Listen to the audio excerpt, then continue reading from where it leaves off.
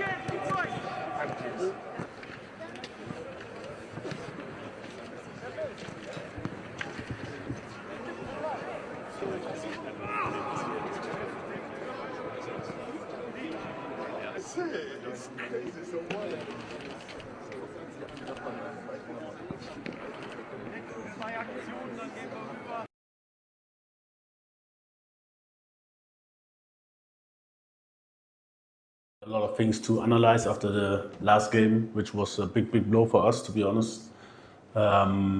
Towards our last preparation to the last World Cup 2022, I think we had also friendly games against Switzerland, for example, which we beat 2-0. And we were actually very optimistic to at least have a good game. But after the first half and let's say 2 unnecessary goals, we really fell apart. So we had a lot of things to talk through, analyze through, and but surely, even though we will face even a stronger opponent, we are very optimistic that we can handle the situation. In the past, we had even worse situation with, for example, not qualifying for the AFCON. We came back very strong, and I tried to remind the boys on that. Like I said, we talked a lot. We agreed on a lot of things which we have to do better, especially for this game. And we're here now. We're ready. This is our last training. We try to prepare the last things, and looking forward for tomorrow. Okay, Ransford, what are you looking forward to following the defeat to Austria on Friday? Of course, it wasn't our best game, but tomorrow we want to perform better than the last game. We do some mistakes, but we analyze the mistakes and want to do it better, and we keep going. Like the coach said, there was even worse situations here, and the end it's just a friendly game, so we can make mistakes. And we want to do better tomorrow, and hopefully we can do it. Okay, colleagues, it's time for your questions. You tell us your name and your media house, and you can ask your questions. We'll pass around the microphones.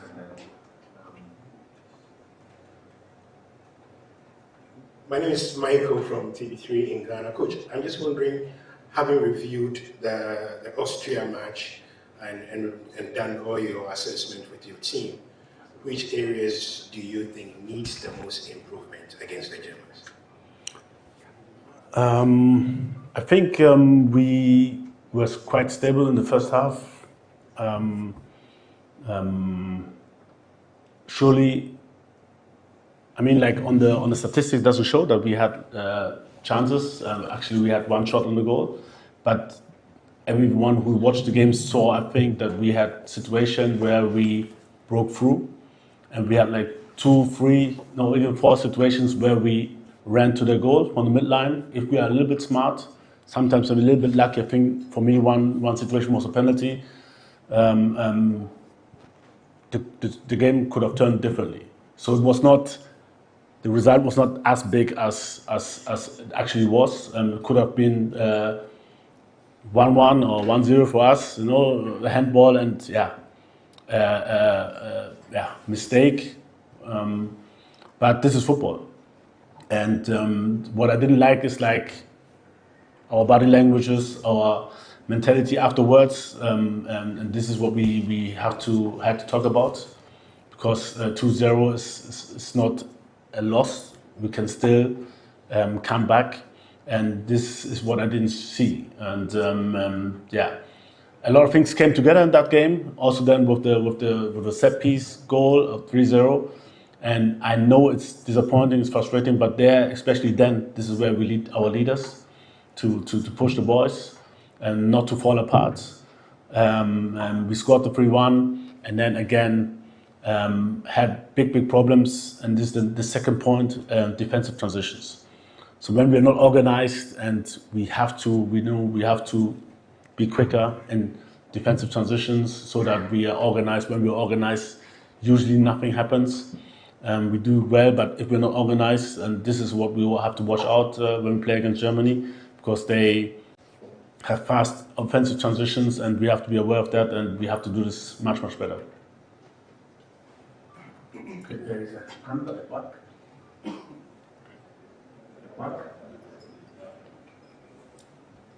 Yes. No. Him. Yeah. Hello, Otto. I'm Hartmut Schatz, a freelance journalist. And you have 3 German-based players in your team, and how important they are, and will they be in the starting lineup tomorrow? Okay. So for sure, I cannot talk about the starting line up, because we don't want to, or we always want to have the element as element of surprise in the lineup.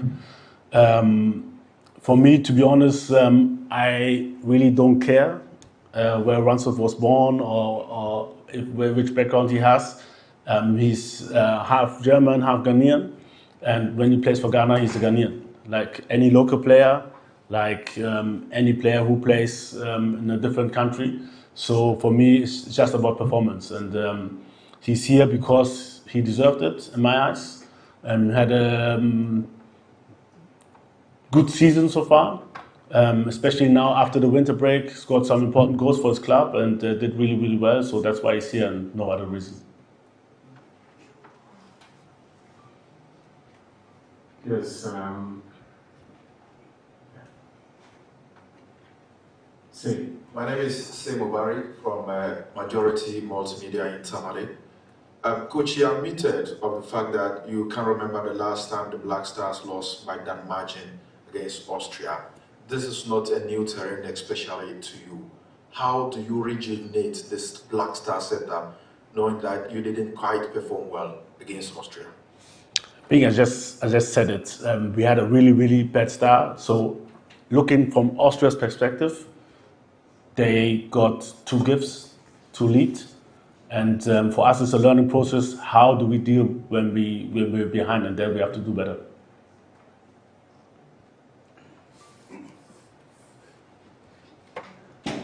No Adams, GhanaSoccerNet.com. Coach, we've seen in recent times that you've been using Caleb Virici at right back. He played at right back against Austria. Unfortunately, he caused the second goal. Now we have Marvin Senaya, who is also a right back in the team. Are we going to see a change at the right back position tomorrow?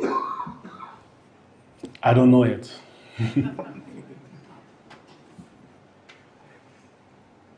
Ramon? Okay, Monica. The lady, yes. Hi, my name is Monica from GH1 TV.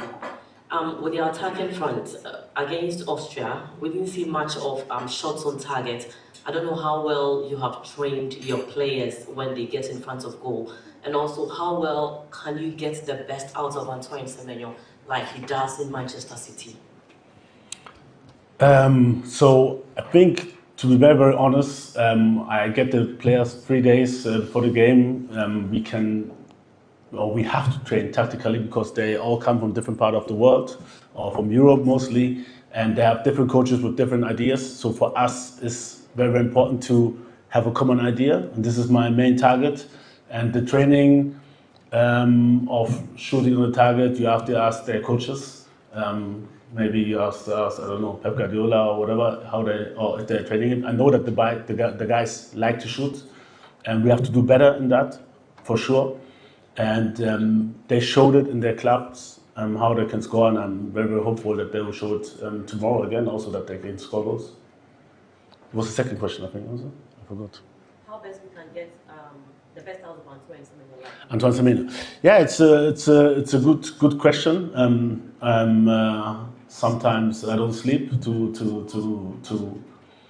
answer this question, but I know there were times there were a lot of people who said he's not good enough and whatsoever. We got him when he was at Bristol, and we guided him when he went to Bournemouth, and now he's at Manchester City. So I think we also have our part in developing him and giving him confidence, and we are very, very happy at where he is at now, this stage. Okay. Ja, hallo, Marcel Schwammer vom Express. Herr Addo, der Ragnar Acher hat in Köln ein Tor des Monats geschossen. Er sagt, Sie hätten ihm mal Hoffnung gemacht, ihn zu nominieren. Seitdem hätte er aber nichts mehr gehört. Wie ist der Stand und kann er sich weiter Hoffnung machen?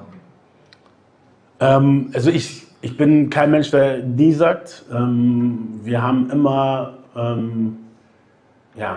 schwere Situationen. Gerade im Sturm sind wir relativ gut besetzt. Da kommt es dann auch auf die momentane Leistungsform an. Es sind noch zwei Monate, ich würde niemals die Tour zumachen.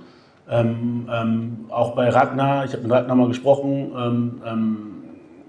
klar haben wir ihn auch auf dem Schirm. Und am Ende des Tages muss ich die Entscheidung treffen. Wir haben sehr viele Stürmer, die international spielen, die auch Stammspieler sind. Ragnar hat es auch in letzter Zeit sehr, sehr gut gemacht. Ich habe wirklich lange auch überlegt, ob ich diesen Anruf mache. Wir haben ihn auf dem Radar und es sind noch 2 Monate.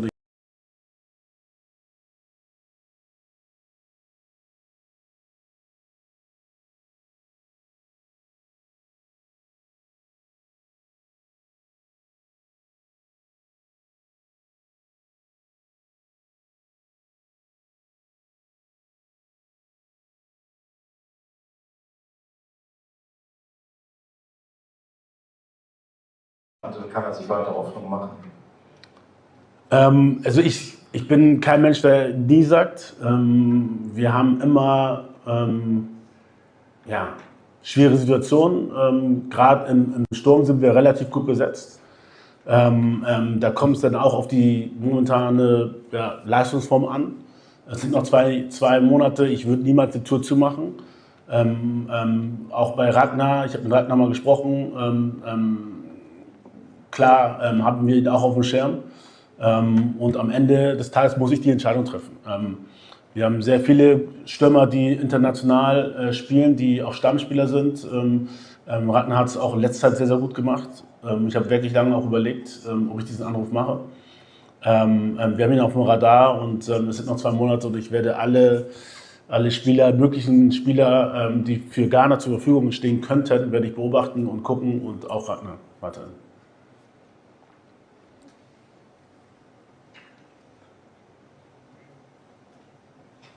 No. Hi, my name is Roman. I'm Philistine, but I'm Ghanaian. I want to ask you, do you know your best 11 by Mohamed Kudus? Would we see your best or strongest 11 tomorrow? And then the third is, what kind of a team is Ghana? Are we a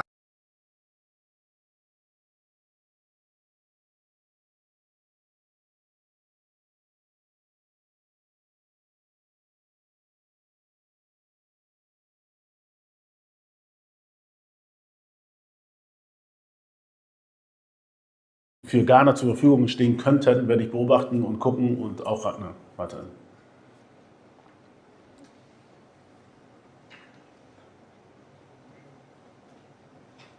No. Hi, my name is Roman. I'm Philistine, but I'm Ghanaian. I want to ask you, do you know your best 11 by Mohamed Kudus? Would we see your best or strongest 11 tomorrow? And then the third is, what kind of a team is Ghana? Are we a transitioning team? Are we a counter-attacking team? Or we're a possession-based team? Would we see that tomorrow? So, I as a coach, I don't know when I said it before, I think this is my style. I always look who's coming. And for me, it's always different. You know, when we play, for example, when we play against Chad, I might need some different players than I need against Germany because it's a different opponent. And for me, I always compare like eating. You know, there's some food. If I eat tofu, I use my hands, so I'll use a different tool. If I drink soup, I will use a spoon. So I'll always use that tool, which is for me and from my perspective the best efficient. And if I eat rice and meat, I will use a fork and a knife. So this is the same with the players. I'll look onto the opponent, what can harm them the most. And sometimes I need a tall striker, sometimes I need a fast striker. And so I always, this is my style, see what harms the opponent the most. And these are the players who play. So it's a flexible style. I can't say we are possession based. Surely in the qualifiers, African qualifiers, we had a lot of games where we were the favorites, where we had a lot of possession. And it affords different players and different systems. You know, then you can see maybe we have one number 6 and we have on the 8 Kudus and Enes Noma. And if we played against Mali, we played differently because they have a very strong side.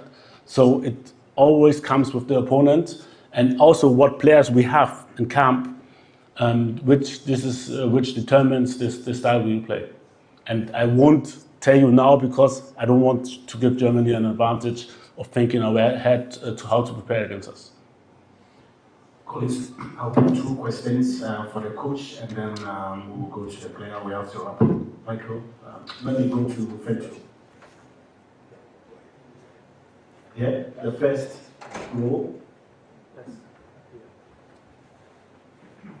Hello, Coach. I have a couple of questions for you. First one, you mentioned after the game against Austria that the reason you kept playing Kelly and she right back is because we've had issues in that position over the last few years. You've been scouting around for right backs. You finally found one in the French top division, and you called him up for this game, for this international break. But then you didn't start him. Do you think that between now and the World Cup, you have enough time to scout a right back, or we are at a point where you've given up and we're going to just have to stick with Kelly in that particular position? So first of all, we have injuries, like I said before, on that position. We have 2 more months to look. I don't think we will find.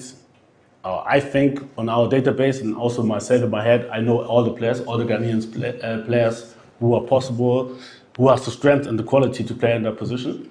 and we will look at their form in their club, but also how the little training we do here, how they perform here in the training, and then also, so it's not only about training, it's also, especially when we train tactically, which players can adapt very, very fast. You know, everybody, like I said, is coming from different clubs, different systems, different ideas, and when you come here, you have to adapt very, very fast. And if I don't get the impression, or I'm not sure that you get it, and somebody else is doing it better, then he will start. But it's not about this position, it's every position. And at least I think Marvin played and showed a little bit here and there, and we'll see for tomorrow. The last question for the coach, and then we go to the player. Frank.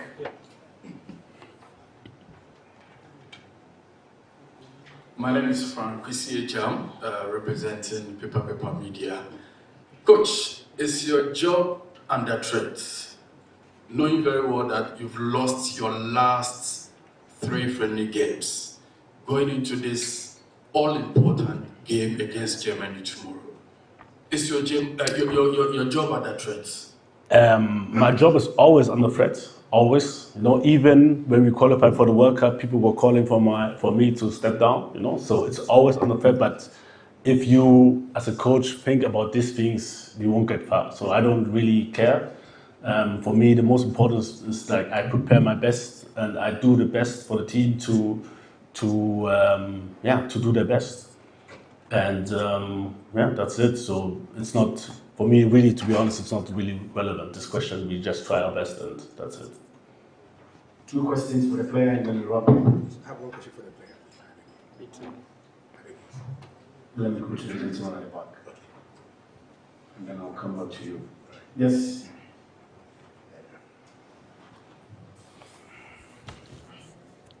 Yeah, Coach, my name is Charles from Radio Top Africa. Sorry, I said the opportunity for the coach is over. We are going to the player. Sorry, we do not have time. We have to go for training. Sorry. 2 questions for the player and then Michael. Okay.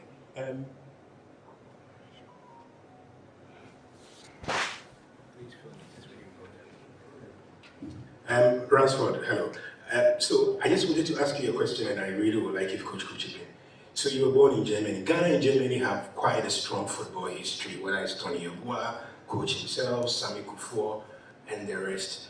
So how important is it to you to be able to play against the country of your birth? And are you aware of the strong football culture that exists between Ghana and Germany? Because whether it's young players, whether it's CK, Genfi, there's quite a strong history. So how big will a moment like tomorrow be for you if you're able to get on, given your background? Of course, it's a special moment for me. My mother is from Germany, my father from Ghana, but in the end, like the coach said, I'm playing for Ghana. I'm proud to play for Ghana, and I will give my best. I'm, of course, a little bit nervous maybe. It's the first time, but I do my best, and I hope I get some minutes. Okay, thank you. Ransford, the last time you played for Ghana was at the AFCON. Obviously that didn't go well. You were part of the team before the World Cup in Qatar 2022, but then of course you were dropped, so you didn't make it to the World Cup. Are you confident that this time around you've done enough to earn a spot in the team for the World Cup? I do my best in the team. I try to show the coach that I'm worth it to play for in the World Cup. But at the end, the coach decides. I do my best here and at the club. Tomorrow also, and then we will see. Of course, I want to play there. I think everyone in the squad want to play there, and yeah, we will see. And then hopefully everything getting well. Okay, colleagues, thank you very much for your time and the training session. Very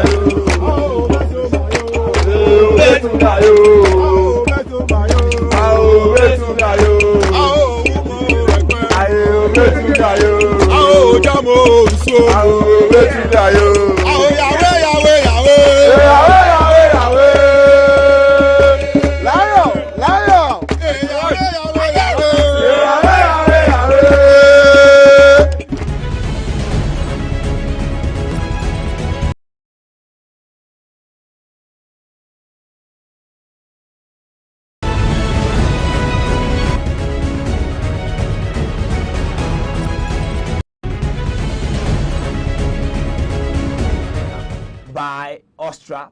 A lot of people have already given up on the Black Stars. Some, including Anabanamo, are calling on the government to stop soliciting for funds for the Black Stars. Others have also called for Otuado's head, while some believe that this is the perfect opportunity for the Black Stars to invite Callum Hudson-Odoi, Edin Ketia, and the others to come and then play, because this current team cannot do the job. But tonight, they have another opportunity to reset the minds of Ghanaians who doubted them after that humiliating defeat against Austria. Welcome to Match Day Live right here on GhanaWeb TV, where we continue our official coverage for the 2026 FIFA World Cup with Ghana's friendly game in Stuttgart tonight against four-time world champion Germany. The Germans have not lost a single game in their last 6 competitive games. So can they make it 7, or the Black Stars will put a stop to their rising dominance? My name is Joel Eshen, and thanks for joining me here today. You can also call in and let us hear what you think after the game. You can do it via Zoom and also the numbers on your screen. And I'm telling you, this coverage is brought to you by Ulas Enterprise, Just Chinese, and Verna Natural Mineral Water. Let's go for a quick break. When we come back, I'll introduce my guest and then we start going.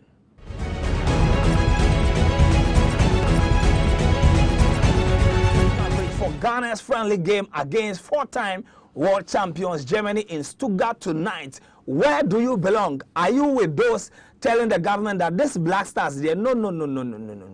The monies that we've accumulated so far, we should go to the hospitals and then buy bears. Or those calling for Otuado's head, or those who believe that this is the time to introduce Callum Hudson-Odoi, Edin Ketia, and the likes. Let me introduce my guest and then we start. Benjamin Saki is on GhanaWeb Sports Desk, and also the only lady in our team, that is Portia Hella, Lawrence Krobia Santi, Ghana Premier League commentator, and also a regular guest in this studio. Benjamin, let me start with you. What are you expecting from the team tonight?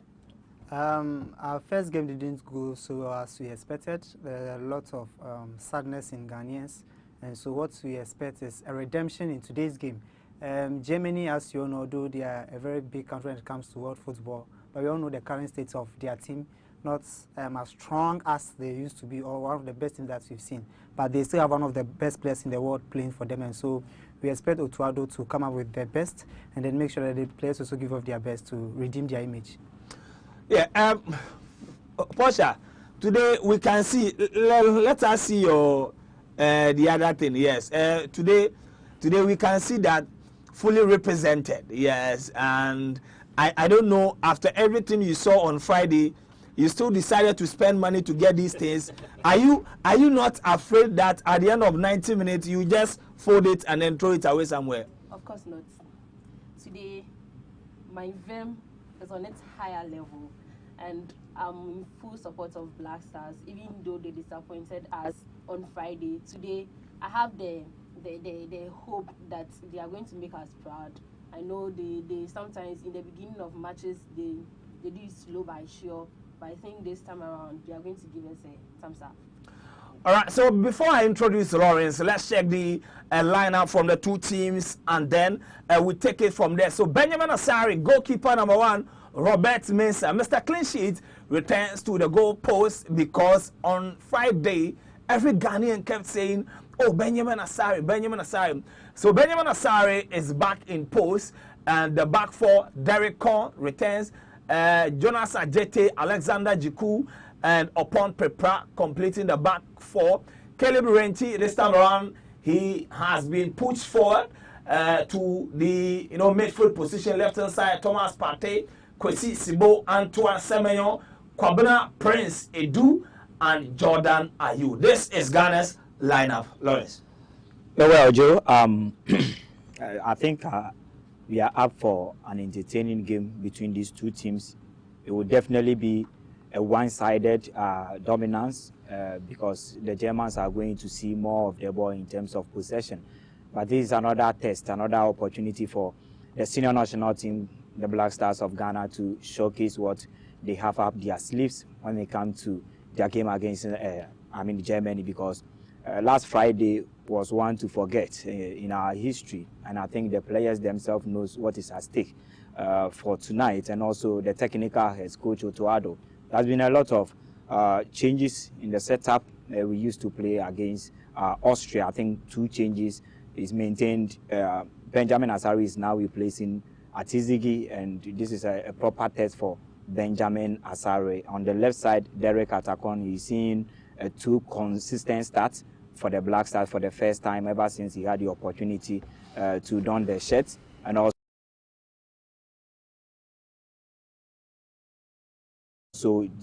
Ajite and their partnership is gradually comes Caleb Ijiroinchi, or Opon Pepra rather, Kojo Opon Pepra, who plays for OG Sinis in the French League Championship. He's a centre-back though by a right footer, and he's seen a lot of minutes under his belt for OG Sinis in the French League Championship, so he is operating on the right-hand side. Then the midfield trio of Zibo, and then Partey, and of course Caleb Ijiroinchi. The final 3, I think it's okay having Prince Edu. He has shown what he has and is one of the prospects in terms of who leads our alliance going into the World Cup, and also Jordan Ayew, who has been the main man. He's the leader and the captain, and he's lived up to expectation as the leader whenever he's being called upon. And then Antoine Semenyo, the man who has given Otto Addo sleepless night every single night. So we will see how things pan out for Antoine Semenyo in this particular encounter. He is making his 34th appearance today. So this is Antoine's 34th appearance with 3 goals he scored. So we will see how things pan out for the Stars against the Diamond Sharks. All right, we'll see how it goes. But let's look at the lineup of the German national team. Like I said in my introduction, they've not lost in their last 6 competitive games. But we'll look at the opponents that they've played. But goalkeeper, in the absence of Manuel Neuer and all the others, goalkeeper Alexander Nobel will be in post, and their backline, Nathaniel Brown and Jonathan Tah, Schlotterbeck, yes, Nico Schlotterbeck from Borussia Dortmund. Joshua Kemet, the captain of the team, is also in there. Angelo Stella, Pascal Gross, Sergi Gnabry, Watamada from Newcastle, Florian Wirtz, and Kai Havertz. This is Germany's lineup. Yeah, Joe, I think it's okay for a preparatory match, an exhibition match they are, putting themselves up for the upcoming Mundial, a competition they won back in 2014, the last time they won the competition. They are also trying to set up a new force, and the new players are being introduced, blending them with some of 1 or 2 experienced players, the likes of Neuer, who is currently not part, but he will be on the flight to Mexico, Canada, and the United States of America, talking of Joshua Kimmich and the like. So they have a couple of experienced players within the ranks, and it's a very good exercise for them. Last Friday, they also won the game against Switzerland, and they scored 4 important goals. Now, a lot of changes has been made as well on their part.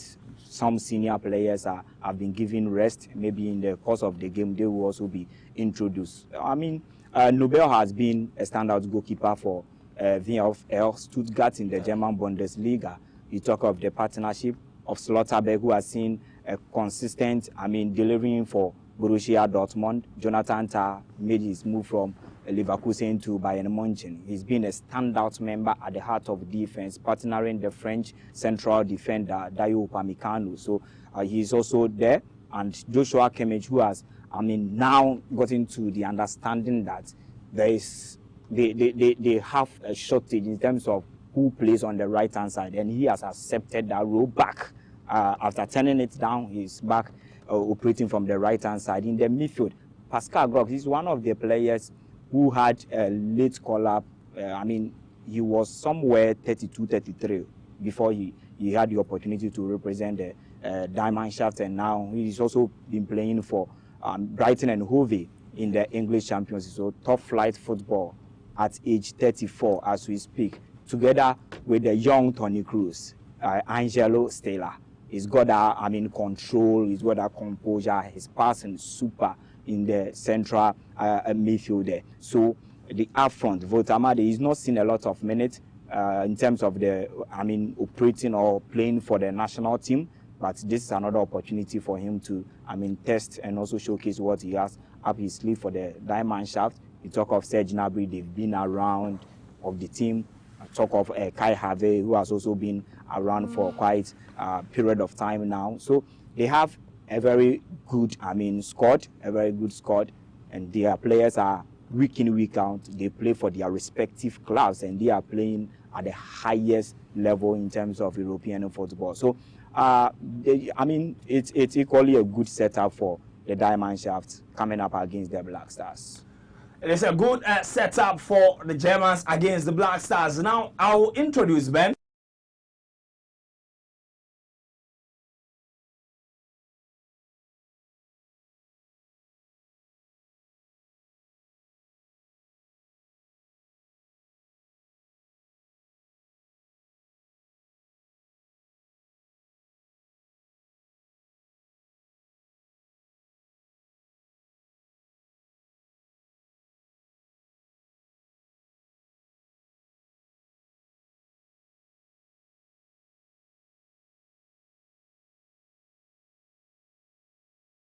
Number of games and then the caliber of games that they've played, taking out the Austria embarrassment. Is this a German team that, all things being equal, forgetting what happened on Sunday, we can easily navigate? For easily navigation, I think it will be very dicey for our current squad. As you said, they are coming back on the back of a 4-3 win. I think it was a end-to-end encounter between Switzerland. They had to score, then they come back to equalize. I think in the dying best of the game, that's when they were able to secure the fourth goal to the win. And for the Blast, I think it's a very dicey for them mentally. They are not, the win. The Ghanaians are also coming in on the back of a loss, not just a defeat.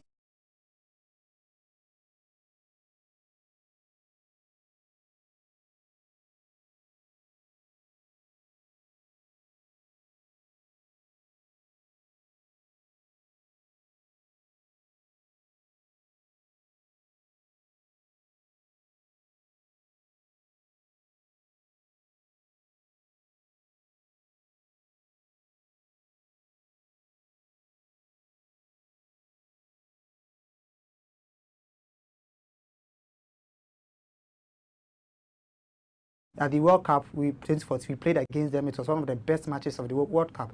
But the Ghana squad at then is not the same as this squad. We are still in the process of building. And I think it will be a very tough one for us. I think the Germans are not an extraordinary side that we can't, beat. For a victory, it will be very difficult for us. But I think a win, or even if we are losing, in worst case scenario that we are losing, it should be a slim defeat.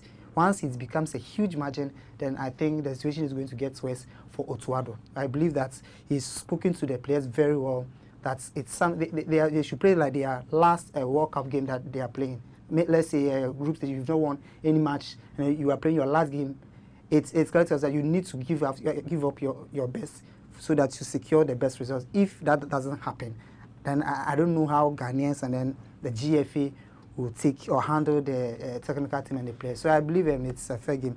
They are not an extraordinary side. We can beat them. But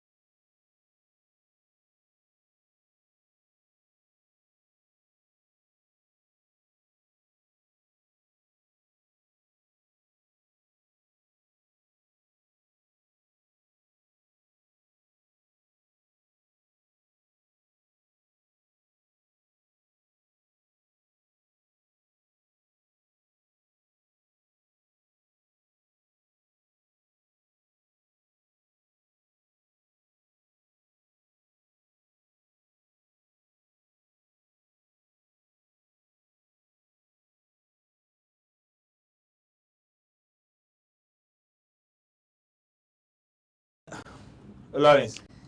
Yeah, I wouldn't be looking at the outcome in terms of the score, but I'd want to see the energy level, the effort from the individual players who, put into this game, and also the fighting spirit, the commitment, the determination to fight for something. These are some of the things I will be looking, and also the general performance, how the teams display on the field of play against the Germans, and also the tactical know-how and the technical aspect of the game. That would be from the bench, the technical heads, Coach Otoado and other staff. So these are some of the things I will be looking at, not precisely the outcome in terms of the score, whether the score will be 10, 8, 5, or 1. At the end of the day, the general performance is what is important, more important. The general performance, the general output of the play is what we are all going to see, not the results. So should we be able to beat them or another defeat, I would expect a better performance comparatively to what we showcased against the Austrians.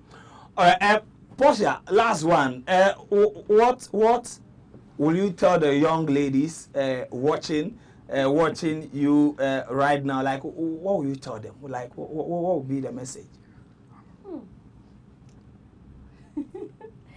Okay, so football is one thing I used to like, but I was discouraged because I was told the women were not doing their best. But pertaining to what I've seen in the football now, even with the Ghanaian football, even the black princesses are the black queens are even making more. Should I say they are even winning more than the black stars? Yes. So I would say if you like football, don't be discouraged. Just going for what you want, as I'm in now. All right, so just going for what you want. We are back in Stuttgart. Ghana return to action again tonight, looking to bounce back after a heavy 5-1 defeat to Austria.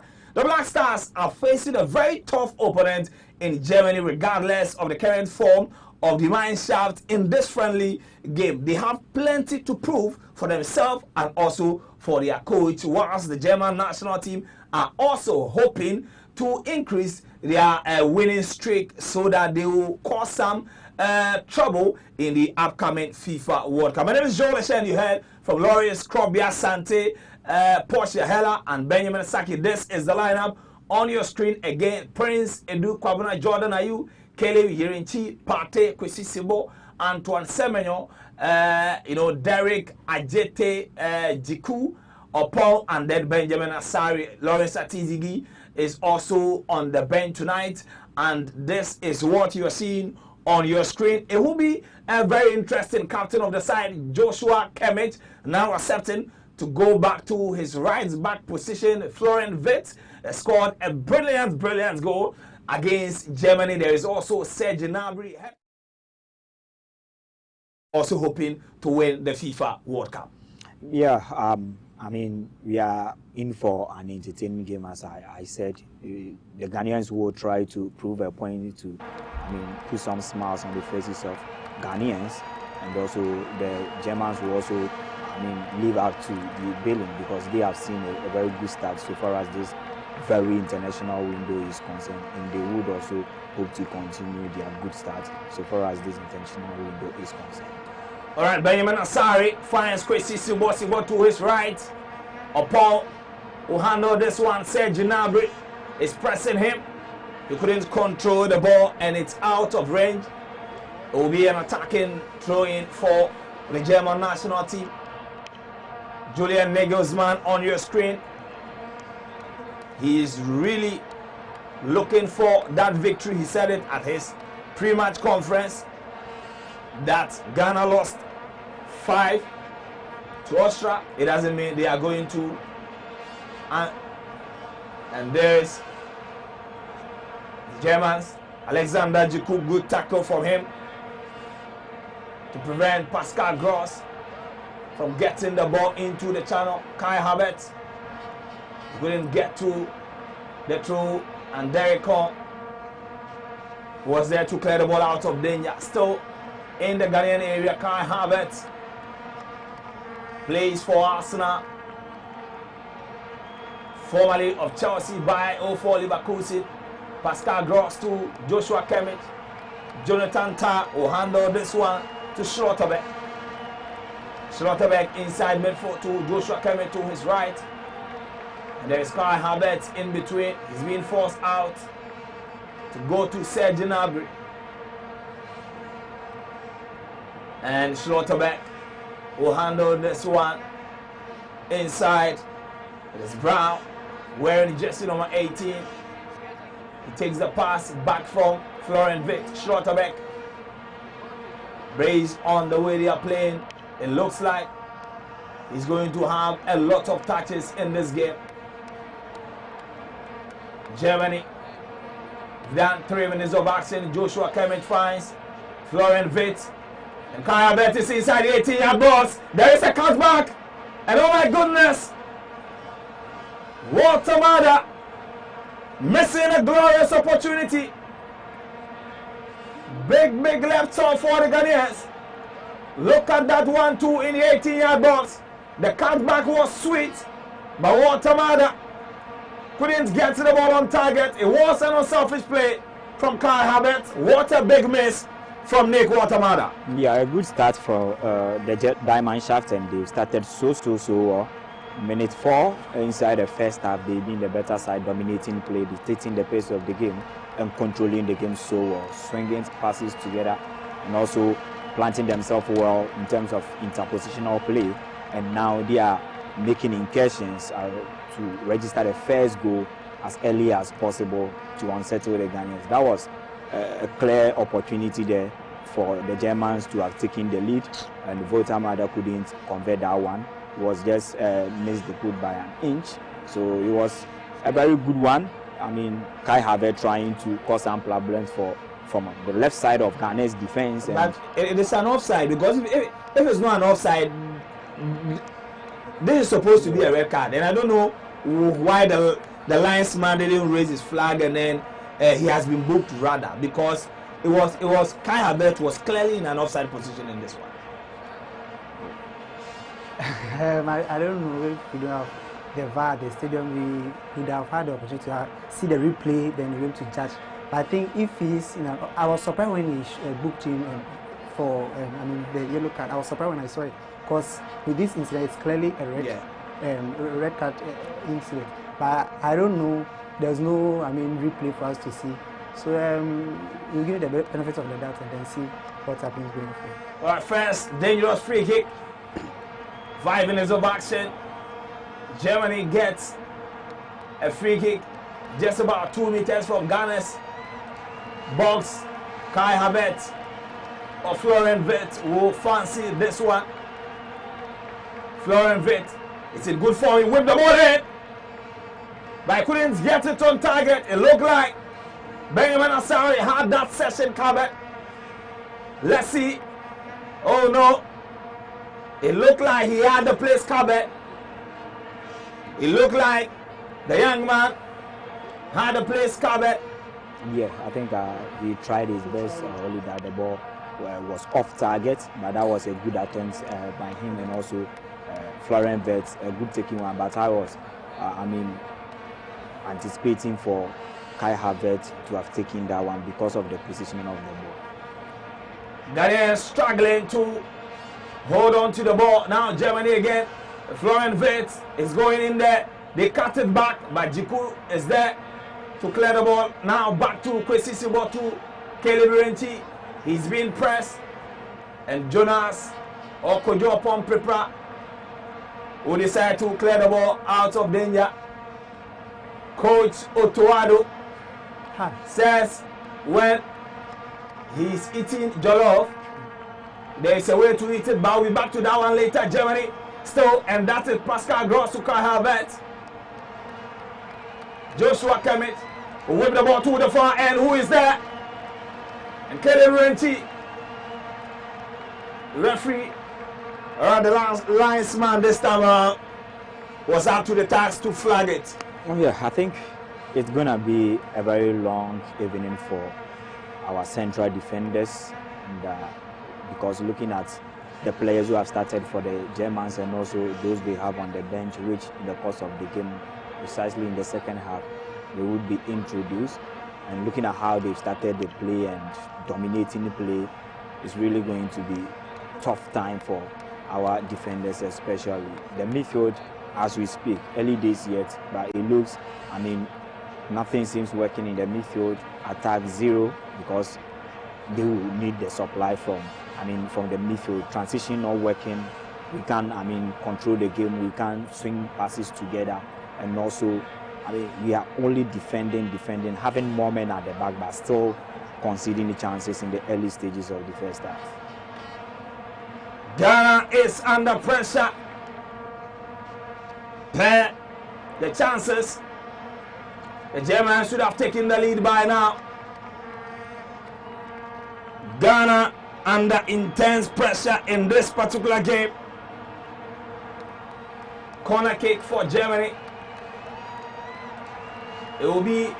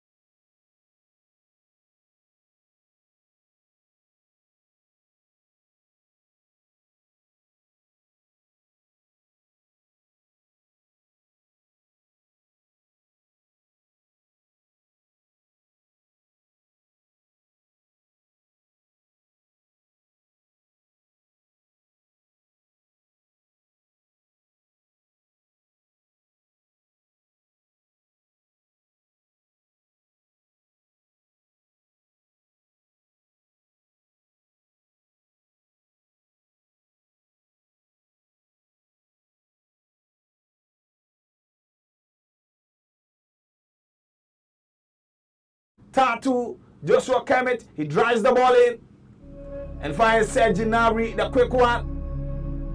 And this time around, it is Pepra was there to make sure that Kai Havertz won't be able to control that pass. Yeah, I think currently we are defending with huge numbers at the back, having 5 men at the back.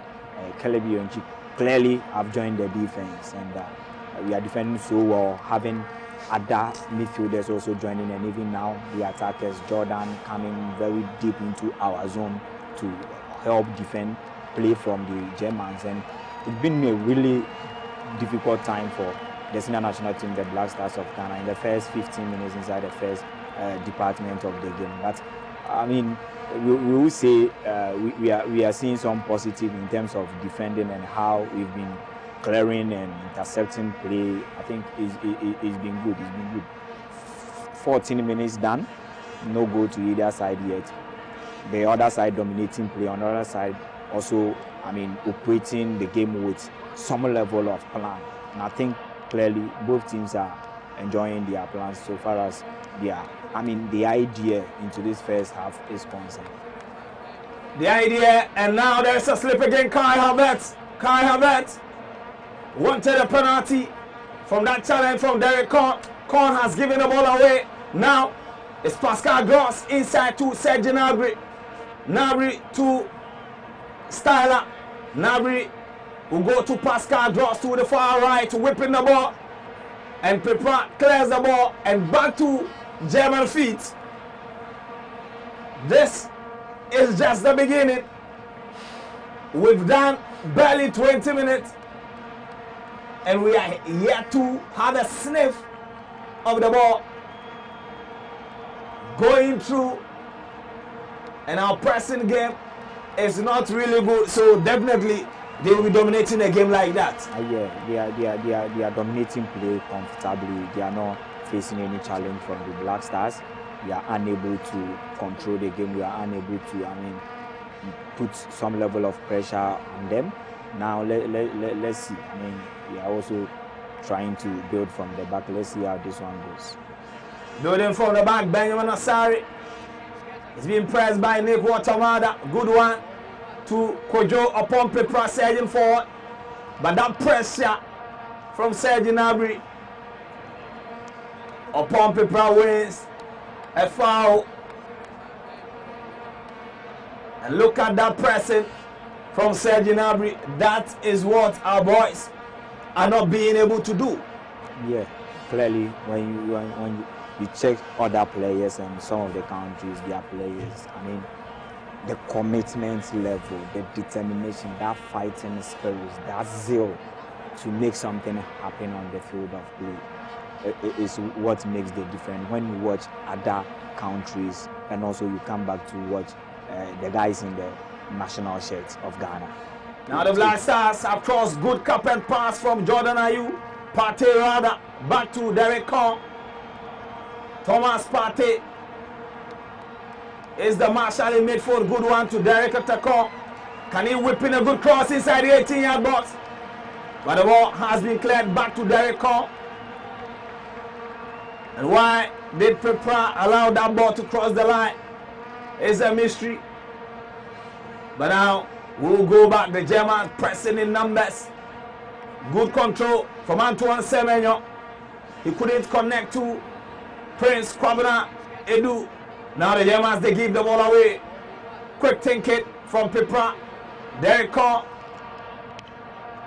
Derek Korn finds Jordan Ayew inside the 18-yard box, and there's the cards back. But Styler was there, and Kwesi Simo with the rebound. And it was a feeble attempt. But that is Ghana's first attempt, even though it was off target, Benjamin. Yes, you see that on the 15 minutes when they had a goal kick, I think they opened up, and then when this, started the play from the back, you could see that our game was flowing. Through that we got a cross that was cleared, and then we also had another chance where this was, feeble shot wasn't able to get us the lead. But I think that if we continue to play like this, I don't know, for the first 15 minutes, whether we got intimidated or because we were sitting back whilst they were pressuring us.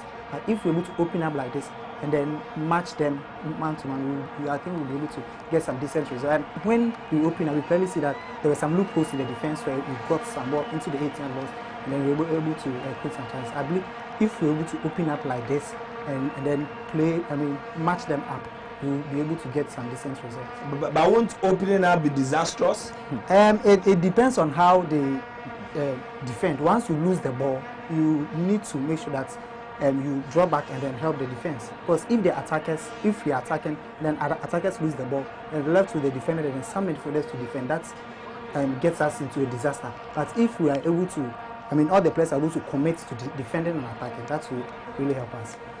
Kojo Pompepa is back on his feet. Play resumes. Now Florian Witt with the 1-2. Kwesi Sibo trying to heckle stifle Germany. Miscommunication for the Ghanaians, but Kwesi Sibo steps in to get the ball out of danger. Antoine Semenyo gives the ball away. He's giving the ball away about 4 times so far.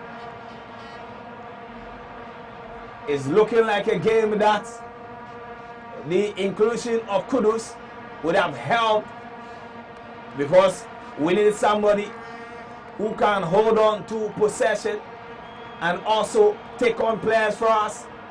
But as it stands now, Pascal Gross and Styler have taken over our midfield, still inside the 18-yard box. The cutback is there. Partey intercept. Kwesi Sibo gives the ball away. Still in the Ghanaian area. Pascal Gross to Styler. These German boys to Brown. Brown to Styler again. Florian Witt goes to Brown. Brown whipping the ball. But Pompepa clear the ball out of danger. It's still in sight. But the referee comes to our aid and award the foul against Pascal Gross. Yeah, the plan and the idea isn't bad. After 20 minutes of action play, it's not bad in part of Ghana, because they start deep and trying to hit the Germans on the counter break. They've had 2 or 3 situations where they couldn't make it count, but that was incursions they made there, and also how they've been defending deep. I think it's really helping. For now, it's really helping, because clearly it will be really difficult for us to, go toe-to-toe with them, because they know how to press well, they attack relentlessly, and also, they have the quality, they have the players who have, Senator, and their play is just super. So it will be very difficult for us to match them, but I think so far the plan and the idea is in bad. So far, Joshua Kimmich whipping the ball, and Benjamin Asare commandingly step out to grab the ball. Even though Kojo, it is a jetty rather, he nearly committed a blunder, but Benjamin Asare was up to the task. Now it is prepared to Thomas Partey. Kwesi Sibo, he needs to be very careful with the extremely short passes, and Benjamin Asare, he fell, but at least he was able to get the ball out of danger. Yeah, he's so composed and highly confident in between the 2 sticks, that this is another game for him to prove his worth and what he's got for the national team when given the opportunity to man the post. And this is really one of the biggest tests he's having ever since he made his debut for the national team. Playing against 4-time world champions is not easy. So this is one game for him to also remember and make him counting so far as his goalkeeping career is concerned. So he's so confident in the post, and let's see how he will also help the defense, shape the defense in terms of organizing the defense to prevent other, dangerous threats from the Germans' attack. Dangerous one, Joshua Kimmich to Styler. And there is Serge Gnabry back to Kimmich. Now the Ghanaians, the 1-2, but quick thinking from Ghana. They give the ball away. Now Kai Havertz in the 18-yard box. He will go for a cuts back again. But Pepa was there to block that pass. But it will still be a corner kick for the Germans. Portia, so far, how do you see Ghana's performance? I think the same tactics they used previously in the Friday match, I think they are still repeating the same mistakes here. Our defense are trying their best, better than what they did on Friday. And here the attackers are not able to keep the ball in possession for even more than 1 minute. And it looks like they are tired, or maybe they are preserving their energy for another half or something else. This is very bad. Their performance is very bad. I don't see any difference in Friday's performance and this match going on. Julian Nagelsmann on your screen. He looks satisfied with his team's performance so far. They are pressing very well. Antoine Semenyo against Brown. You know, he couldn't go past his marker. But it will be a defensive throw-in. Schlotterbeck to Nobel. German goalkeepers often very good with their feet. And so Pascal Gross will come for this one. Open up to Brown on the far end. He's being challenged by Caleb Yerenchi. Made a very costly mistake in the game against Austria. Here's good. Styler to Nick Watermada. Serge Gnabry inside the 18-yard box. Good tackle from Alexander Djiku, but he ends up giving the ball away again. Today, the Ghanaians will have to work overtime if they are even able to go in to get a respectable defeat. Can they go on break? Thomas Partey's ball has been intercepted and blocked very quick. Germany against Ghana, they've played twice. All happened at the FIFA World Cup in 2010. Mesut Ozil got the only goal in the second half. But in 2014, it was like a Hollywood movie, blockbuster game. It ended 2-2. I think Mario Götze got the opening goal. Andre Ayew got the equalizer. Asamoah Gyan puts Ghana ahead. Jordan Ayew had some chance to be like that. All Jordan needed to do was to pass to Asamoah Gyan and we go 3-1 up. Started whipping the ball to the near post. They block it. Antoine Semenyo, good one. Now he has been able to find Prince Kwabenedu. He has to deal with Schlotterbeck. Schlotterbeck is strong. And Kwabenedu ends up winning in the corner for Ghana. Yeah, he's one of the guys I'm gradually falling in love with because he's so strong, he's got a stamina, and this is what we need from a striker. I like a striker who go toe-to-toe with defenders, not leaving any stone unturned for defenders, always worrying and troubling opposition defense. And this is a good one. It's giving us another opportunity from the set piece. If taken well, we can make it count and get something positive out of it. If taken well, we can make it count. The captain will whip it into the far end looking for Pepra. He gets to the first one, Antoine Semenyo is challenging.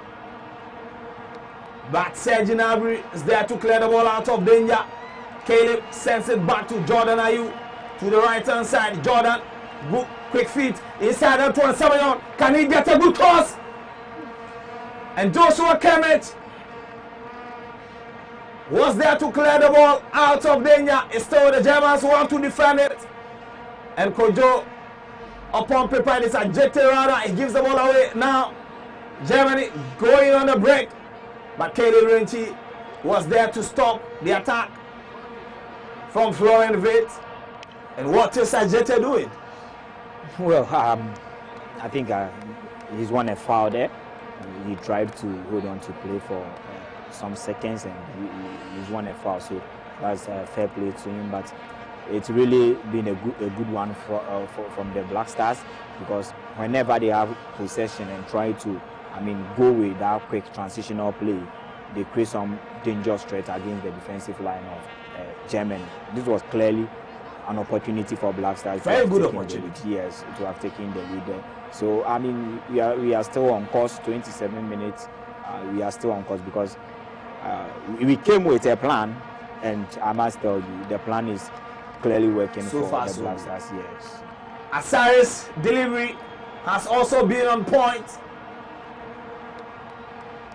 I think that his delivery so far so good has been on point. And if you are under pressure, I think that one thing that you will need is for your goalkeeper to get his deliveries right and on point. Kojo Pepra.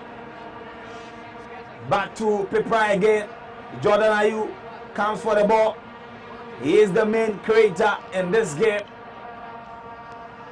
And I think that we need to see similar movement from Antoine Semenyo. Partey also needs to step up. And Semenyo gets the pass back to him. And it is Caleb Renchi against Florian Wirtz. He gets the better of him. Florian Wirtz was bent on not allowing him to make the cross. And probably that would have been dangerous for the Germans. Very dangerous for them. Renchi has been very decent in the game. I think defensively solid in terms of contributing to the attack. He's been playing very well.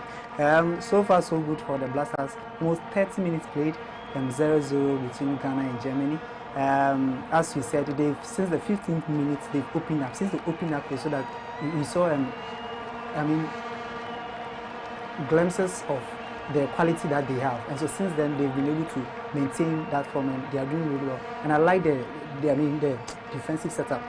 Alexander Jiku is showing seniority at the back there. He's really helping them. I think the guys are around him, Jonas Ajete, and then the other ones, they are really also learning from him. Going forward, I don't know, I hope we level the game. I mean, goalless draw till the first half ends, and then I think second half we'll be able to and maybe get something out to get the lead.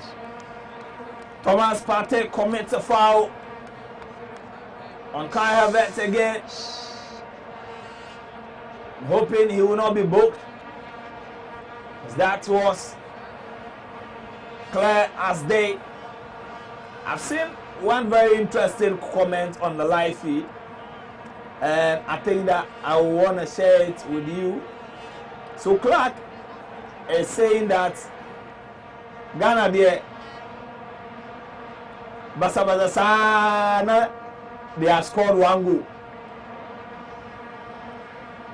Benjamin Asare with the block to deny Jonathan Tah, and it's reading. I think he didn't get the ball, and he reacted very well to make sure that Tah will not get this ball on target. But let's talk later when we take care of this corner kick. It's Tyler who is handling the corner kicks. Whip it into the far end. Asare push it away, and Caleb Renchi has been dispossessed. Florian Wirtz, Thomas Partey with a block. Derek Kontu, Jordan Ayew. Can we break from here? And it is Prince Edu Kwabena against Schlotterbeck. Prince Edu Kwabena. Oh goodness. He took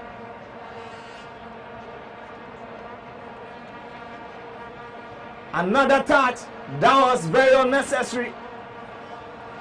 Right after taking the first touch, he should have either passed or go for the kill. Yeah, he's gradually, getting the love already. And he's showing some glimpses in the final third from Ghana's attack, but that was unnecessary. That was unnecessary. But he will have to try 1, 2, 3. The next time he has similar opportunity, we will know how to deal with it. This is the first attempt. Now Germany is going again. Now Florian Wirtz, and there is the rebound, and Germany gets to the first goal.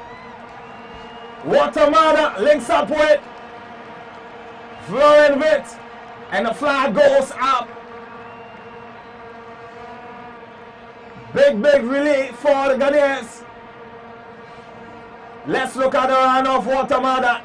All right, offside. I think that the referee. Yeah. Spot on. Yes. Clear outside. Clear outside in the goal that went. I mean, it's really good. It's really good for us. If it's really good for us, and I think I love how we've set up the defense, the blocks, the interceptions, the reading of the game. No, I mean, leaving spaces behind for them to hit us. Not, I mean, we've been able to maintain the attacking threats. We've been able to curtail the attacking threats. We've been able to curb all the dangerous attacks they've been throwing at us. So that's just super from our defense. I think from the organizational point, the goalkeeper in between the two sticks, Benjamin Asari, together with the man, Alexander Jiku, they've done so well in terms of organizing the defense and trying to, I mean, position the players on the field of play and the awareness of the players and how they react to situations. They've not been able to cause a lot of fouls in Ghana's half. Looking at how the Germans are playing, how they've seen a lot of possession in our zone, but few chances we've considered. That clearly tells you how, I mean, Otuado have set up the team and how the players are also delivering to instruction. The players are delivering well. The linesman came to our rescue. Now there's Kai Habet. And good tackle from Derek Cole. And good one from Antoine Semenyo to set up Kelly Berenti. And Edu Kwabena was late and Schlotterbeck was there to make sure that there wouldn't be any danger from the Victorian Pleasant striker whose work rate has been immense. 35 minutes of action inside Stuttgart. In the first opening 15 minutes, looked like it was going to be a bloodbath, but the Ghanaians are gradually also stepping out, and now it's Tyler and it's Gross. Pascal Gross couldn't keep it in, but Derek Cole was not ready to take any chances. Yeah, he's also not been bad. I mean, this is his third appearance in the shirt of the national team. And gradually, first time seeing 2 consecutive starts for the national team. So far, he's also contributed to the scoreless draw we are enjoying after 35 minutes of action from the left side. He's not been bad at all. They've dealt with the attacking forces of the Germans so well in this very lively period. All right, so that is the offside call. I think the automated, semi-automated offside is working in this game, and that is why they were able to get it right. But this one, even the linesman got it right before the semi-automated. Now Jordan Ayew taking on about 3-4 German players, wins a throw-in in the process. Tyler intercepted that pass, which was meant for Prince Kwabena Edu, who is working extremely hard.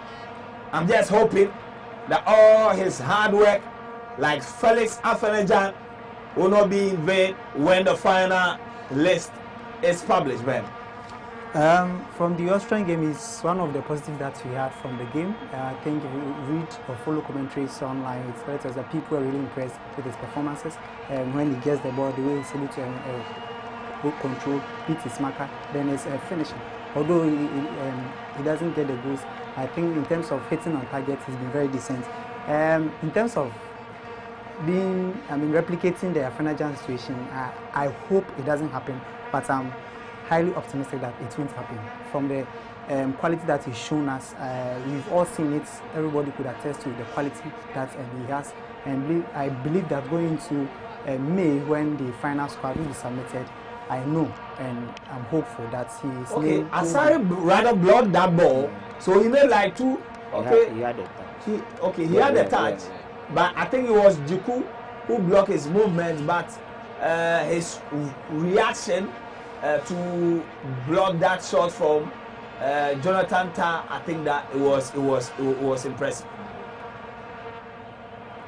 Now Ghana, Jordan Ayew, back to Thomas Partey, whose awareness is always on top, opens up play to Kelly Brinchi to the far end, wearing the iconic number 3 jersey of Baby Jet. Kelly Brinchi really has a lot to do because that jersey has given us a lot of memories in our lifetime. Back to Jiku. There is no space, so you have to go to Kwesi Sibo, and Sibo has given the ball away. Now we need to be very careful. Vic Watamada, but Partey intercepts. Referee says Watamada was fouled. Yeah, I think that was another cheap ball we've given to the Germans in their build-up. We were in control of the game, and now we have to find a way to defend this situation again. They have a very good, free kick takers, the Kemes, the high vets, and the vets and the like. So we will have to deal with this. Know how to keep this situation as well. Now, the rebound from Kai Havertz has been blocked. Jordan Ayew, good control. Can he make something out to Derek Cole? Derek Cole will go to his goalkeeper, Benjamin Asari. Today, he's taking a lot of his kick with his left foot. But Prince Kwabenedu, what a warrior he has been in this game. We are not seeing a lot of the balls in the last 2 games we've played against Austria and this particular one. We've not seen more of the ball. He's not, getting the supplies, the enough supplies. Every striker would wish to. But you see the effort he's been putting in and how he himself has been struggling for balls, winning 1v1 situations. So that play has been on top. He's a warrior, and going forward, they should just find a better way of getting him the supplies, and I think he will do that. Yeah, Ben, we are about 5 minutes away from ending the first 45 minutes. So far so good. I think we are doing our best. From the 15-20 minutes, we've really played well till date, and I think the defensively we've been very solid, excellent so far so good. Goalkeeping, Benjamin Asare has been very impressive in terms of clearing the ball and then blocking the balls when it comes to set pieces. He's been very decent. 5 minutes to go, as I said. I hope and pray that we'll be able to end the first half goalless as you have seen it. And then probably we'll be able to strategize with Tuado, to speak to his men, and then we'll come in with, if he thinks or believes that introducing new players will help. I think that will also help us. Jordan Ayew has been okay, but I've not really seen him in the game. Semenyo started very dull. They tamed him initially, but I think now he's beginning to assert himself into the game. It's good for us. So far, so good. I hope we end the first half goalless, or a goal comes from him. What about you, Portia? I think the attackers are not taking on the the German players, and I think the German players came with a game plan, and they are executing it very well. I think they should battle up. The Ghanaian players should battle up. This is very bad. Now, Styler to Brown, back to Styler again, and Serge Gnabry pops up and gets to the pass. Now to Florian Wirtz. Florian Wirtz was trying to pick out a pass. Now Ghana breaks away. Partey couldn't put the ball in a position Jordan would have wanted, but Ghana still in possession. And Thomas Partey to the far end. Good one to Kelly Brinchi. And Ghana, we don't have the numbers. And Jonathan Tah made a mess of that particular ball. He could have clearly controlled that and given it to his goalkeeper, Jordan Ayew. We'll go back to Kojo upon Pepra. Pepra doing a bit of 1-2 with Thomas Partey. Ghana trying to slow the tempo of the game as long as they can, because that works in their favor. The Germans will want to pass quickly, move quickly, and so there is Kwesi Sibo doing a lot of shenanigans that Ghanaians will not want to see, and Thomas Partey gives the ball away. A good game we are seeing from our stars. I am super excited with the performance we've put up against the Germans so far as the first half is concerned. It's not over yet though, but I think we've given something, and it's something that we should be proud of, especially where we were coming into this game and how the players, they've set out themselves and the performance they are giving us. In fact, we've not, matched them in terms of open play, but we also came with a plan, and I think it's really working for us. Had it not been that, the story might have been a different story. So our plans, is working for us, and I'm only hoping to see the first half not going down. If there is any goal in the first half, it should come from our end. Then in the second half, the pep talk, the first 15 minutes, we will come back with a different plan so far as the second half is concerned. Approaching the 45th minute mark, can we hold on, or we can even get a goal? Germany, now it is Kai Havertz to Pascal Gross, being challenged by Derek Kong. Joshua Kimmich to Styler. Slaughterbeck to your left. Brown on the far left again. And it is firneldy penetrate the 18-yard box in Germany. And Jonas Ajete was able to deflect. Now Ghana on the break. Jordan Ayew, my goodness. What is Jordan doing? Jordan has wasted the chance. That was a 1-2 pass. 1-2 pass, quick. 1-2 Antoine Semenyo. Straight away, you lay the ball down for the young man. He's got the pace, he's got the physical agility, he's got the stamina to take on players. They don't have the stamina.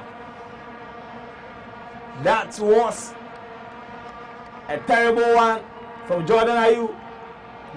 Is the referee going to review something? Complaining of a handball. And I think that there is some complaint. I thought VAR was not working.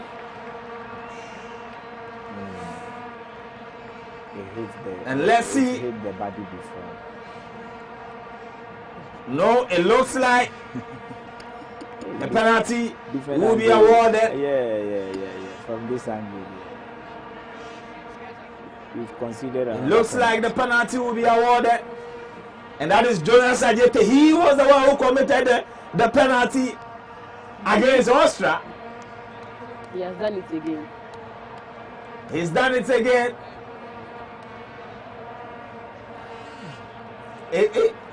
Okay, so let's watch this. Okay. Straight. Clear penalty. Can Benjamin Asare? Oh, it is Havertz. But can Benjamin Asare do the job he did against Austria? Can he do it? Because Kai Havertz is an excellent penalty taker. Kai Havertz against Benjamin Asare. Kai with his left foot.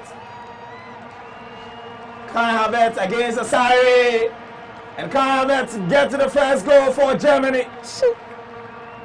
After a very intense first half, where the Black Stars have really worked, the penalty has been converted, And that has been the difference between the two sides. Joe, you wouldn't want to, find yourself in the shoes of Jonas Ajeti. A player in the pecking order was nowhere closer to, starting in at the heart of defense for the Black Stars. But due to injuries and other reasons, he's had the opportunity to partner Alexander Jiku. The first important international game, that was last Friday against Australia, he considered a penalty, of which where the story started. And we all witnessed what the general outcome at the end of the 90 minutes. There comes this particular encounter, which the entire team collectively, the individual players, they are getting their mojo back. The confidence is there. They are building something to end. Here comes another, look, I don't know how you take it by himself, but this is really difficult one for Ajete to take. I don't know, he needs to be psyched and going for the first 15 minutes. The players have to talk to him just so that he will be okay prior to the second encounter. But this is not a good sign at all. 2 consecutive games, 2 penalties considered as a central defender. No, we can't leave our defense for such a defender. No, I don't think it's possible. All right, so the first 45 minutes has ended. Germany 1, Ghana 0. Kai Havertz converting that stoppage time penalty for the mineshaft of Germany. And I'm here to tell you, Just Chinese is here. Just Chinese, just like the way the Black Stars, they disappoint. Just Chinese, never they disappoint. And that is what you are seeing on your screen. But I think that we'll pick some phone calls. Yes, we'll pick some phone calls. 0531-028765. 0531-028765. The first 45 minutes, what will be your assessment? Let's take a quick break. When we come back, we pick the phone calls and then I speak to you guys. We'll be back with more.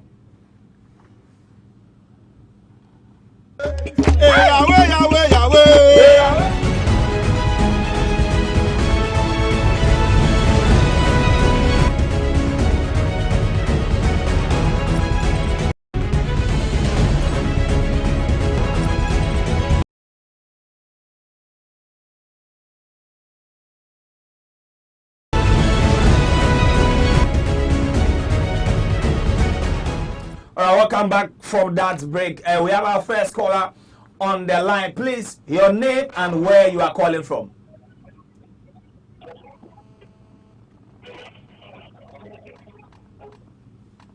Hello. Hello, please, your name and where you are calling from.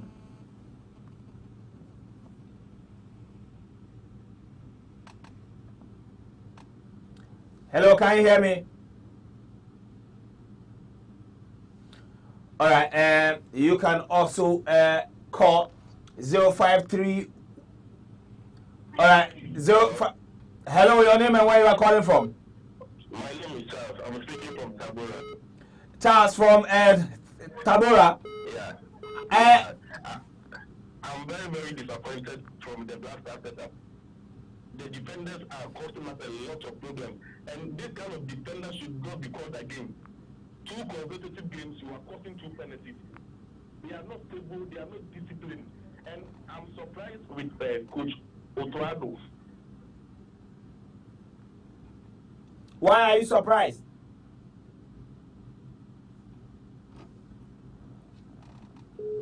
All right.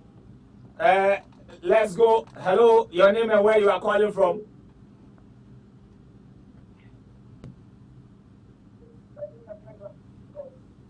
My name is Maxwell and I'm calling from Tema. Hello, Maxwell from Tema. The first half is over. What do you have to say? I'm so disappointed.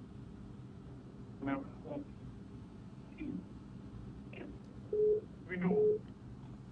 Even the you can even think the camera is on that. Like and hello, Alex, please. We can barely hear you, so if you can stand well for us. Can you tell me? No, your line is breaking. Your line is breaking. Oh. All right, we'll try and then we'll get Alex and then we'll put him back on the line. Hello. Hello, your name and where you are calling from?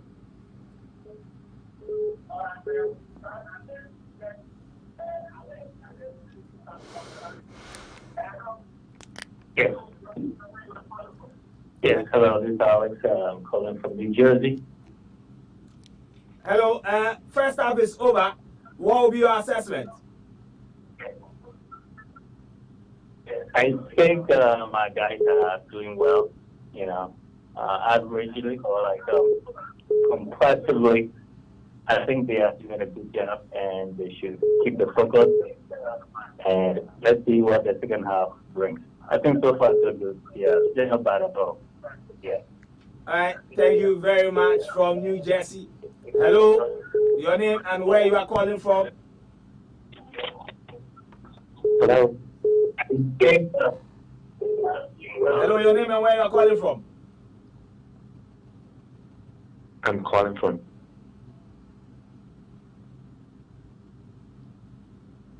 Hello. Hello. Yes. Please, we are listening.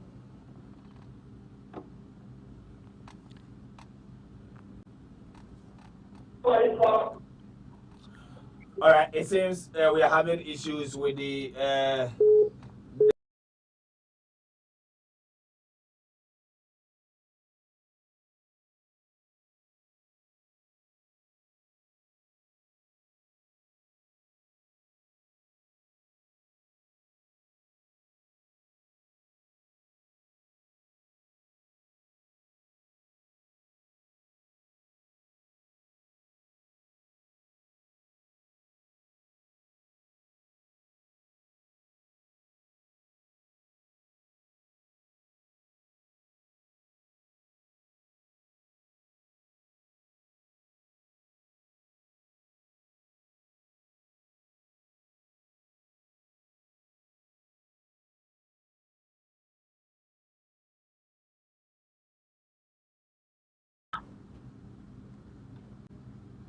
Hello.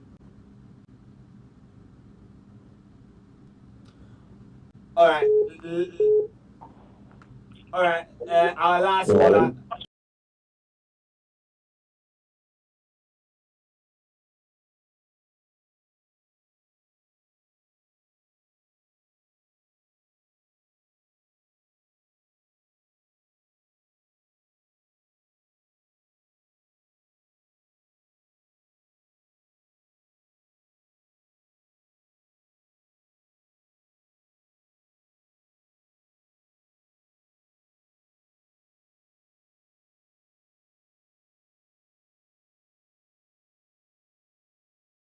Hello, your name and where you are calling from?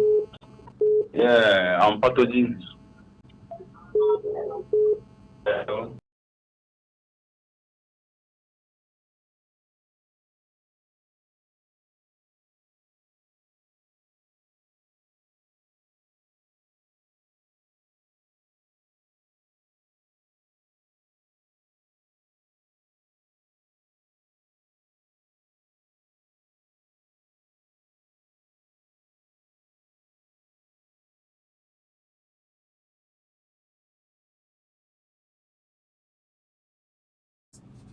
Verna natural mineral water.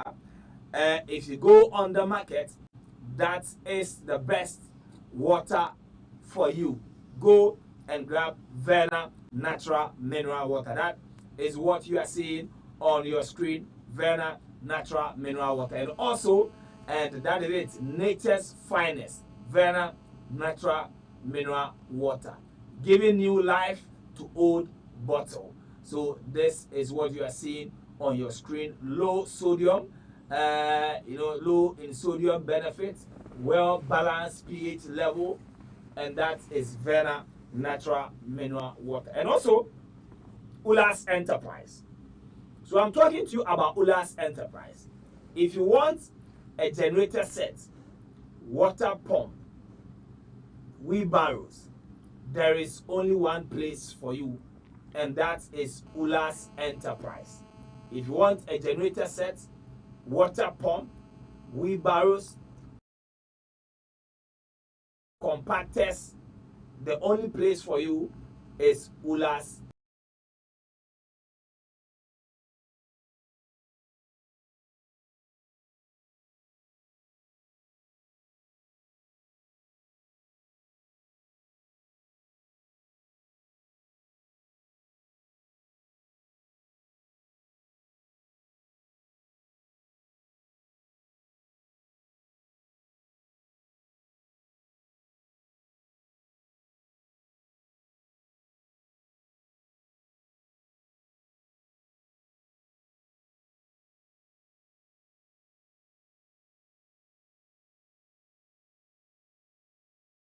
Ghana Inosu, Mensawood Avenue opposite East Legon, Melcom, East Legon, Kofi Annan Street, Nyao Clinic Road, opposite Genlet Pharmacy, that is Airport Residential. And guys, let me come to you. Benjamin, first 45 minutes, second half, what do you expect the team to do?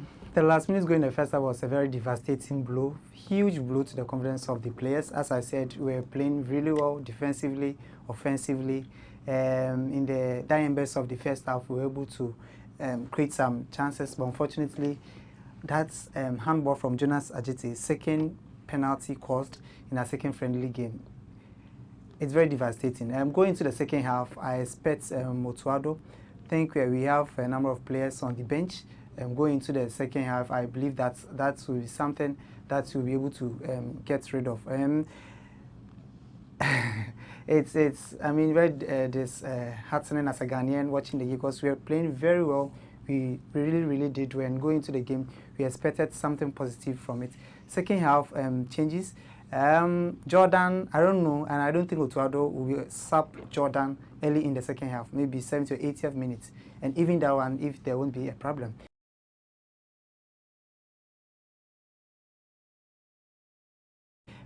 Jordan has been very effective. Semenyo let us create some chances for, but when in terms of when we are transitioning and he gets the ball, we had a ball in the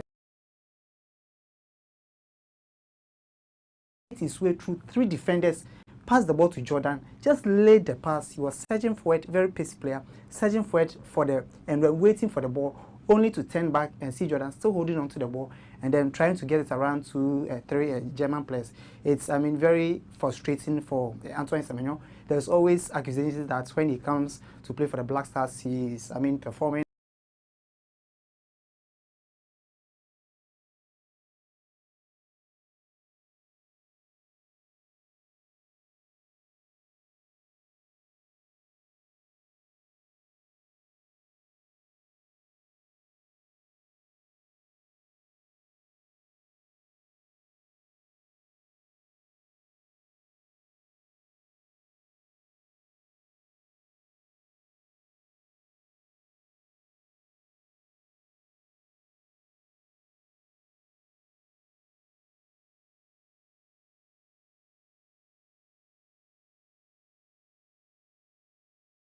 and let's see what happens.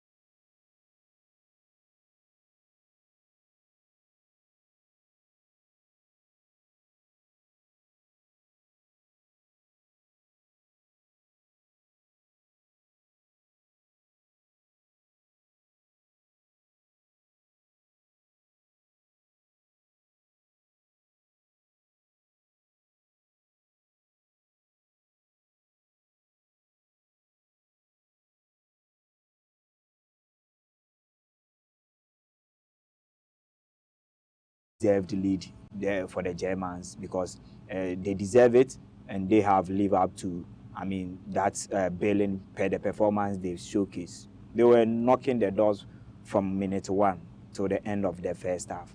But our defense, I mean, they tried so well, and we were also on top of our game per what our plans we sent into the first half.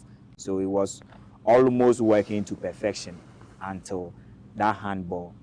We cannot, I mean, fault Ajete that much. Handball is, I mean, meant to happen. It's rather unfortunate. It wasn't his personal intention to have caused the nation or something like that. But I think it's becoming one too many. And this is the second time he's also gone into the books of the referee. Against Austria, he was the first player to be booked. And also this time around, he has also gone into the books of the referee, which is not, I mean, a positive sign for a central defender, because we know how numerical disadvantage plays against certain teams. So we cannot, I mean, dwell on a player who sees more every single game sees a card and also not being disciplined and not reading the game so well in his own yard. So it's becoming, I mean, frustrating for the young man.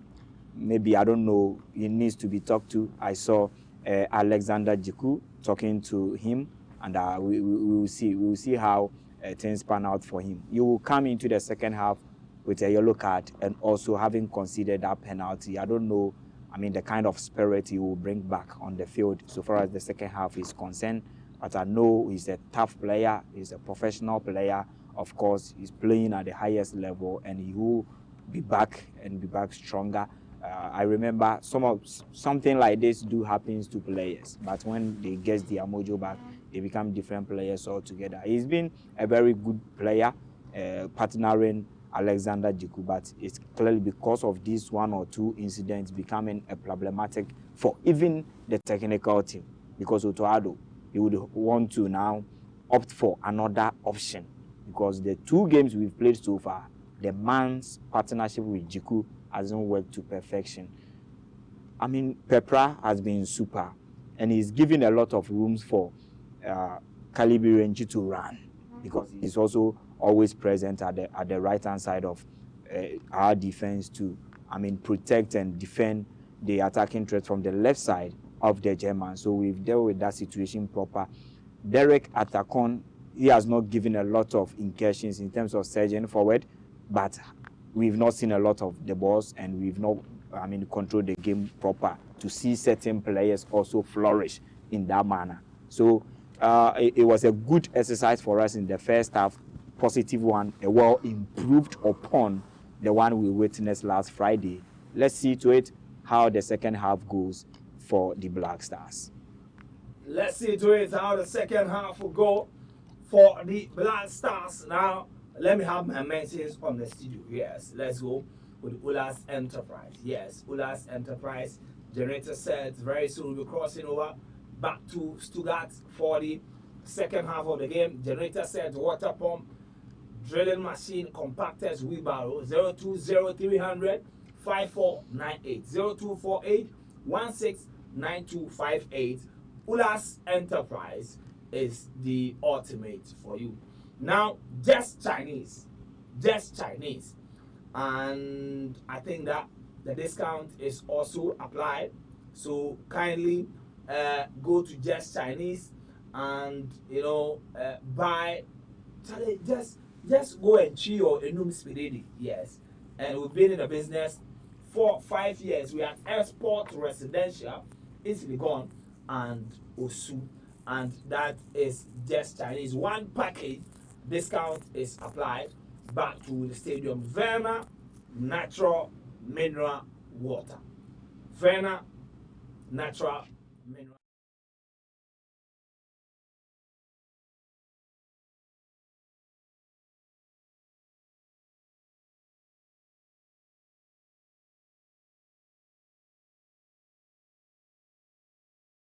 Stars will be attacking whilst the Germans are playing from right to left. Jordan Ayew to Thomas Partey. Partey will open up play to Kelly Renchi down to the far right. I think we've made a change. It's Elisha Owusu. I think the Black Stars have made a change. Elisha Owusu for Kwesisibo. The Germans on the other one, they've made 3 changes. Dennis Onda for Sergi Gnabry. And Benjamin Asari. Oh boy. Antonio Rudiger also counts for Jonathan Tah. Kai Havertz, goal scorer, is also down for the day. Leonard Carr will be replacing them. Foul. Antoine, no. Kwabena Edu. Schlotterbeck. This is a bookable offense. Clear bookable offense. Schlotterbeck got beaten completely and he brought down the player. So he should have been into the books of the referee. Yellow card should have been given to him, but he's been pardoned. And that was another great move from Kwabena Edu. So free kick advantage Ghana. We started the first half on a very high note. Free kick advantage Ghana. Jordan Ayew will go to the far end. And there is the touch. And referee has whistled. And upon Pepra has been flagged to have been caught behind enemy lines. We cannot afford, Black Stars cannot afford to be wasting set pieces like that. Styler calmly got away from Elisha Owusu Schlotterbeck. Borussia Dortmund. Germany inside the 18-yard box. Thomas Partey there to clear the ball out of danger. That's very good from Thomas Partey. If the cross had gone in, it would have been very dangerous for the Black Stars. And I think the second half, they are trying to get the equalizer. That is the mentality. But I hope that they keep the same composure, the same intensity, and they will to get the equalizer. Now Germany, Antonio Rudiger. That's Kojo Pepra. Acted very swiftly. It was Ajete who had the final block. Corner kick in the second half for Germany. We've done close to 4 minutes of action.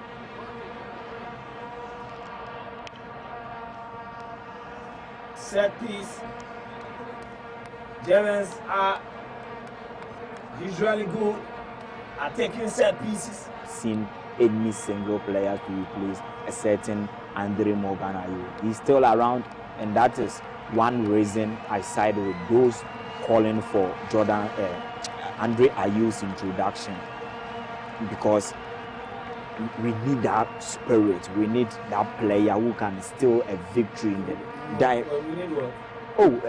a certain Andre Ayew. Where was that spirit in Qatar? No. You see, that is why I'm saying that. Why at certain point I side with those calling for the guy's introduction is that we lack aerial duels.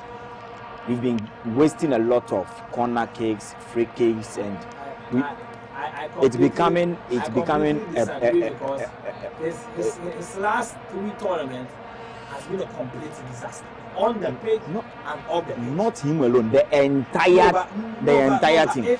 If we had won, it would have been him. Yeah. But the entire team, we've not lived up to. But he was terrible. We've not lived up to expectation, and we know the Ayew situation. But currently, what these guys are showing, they are simply telling us that someone else can do something better than they do, because the young guys are being given the opportunity. We don't know what they are given. And now it's Germany. It's Pascal Gross. And this one can and will never beat Benjamin Asari. That was a very feeble shot from the Brighton and Hove Albion midfielder. And Benjamin Asari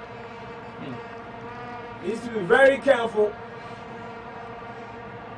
And now it is Antoine Semenyo who is on the break, facing Antoine Rudiger. Semenyo with the cutback. And my goodness, Prince Edu Kwabena. That was a brilliant pass from Elisha Owusu. Good play from Antoine Semenyo. The cutback was good. But that block deflected from Slaughterback. Yeah. That block clearly, from Slaughterback. Goodness. Corner kick.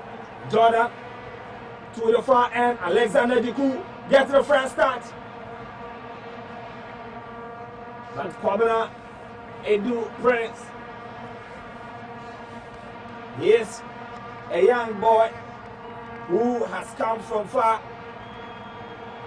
from the Ghana Premier League with Bechemi United.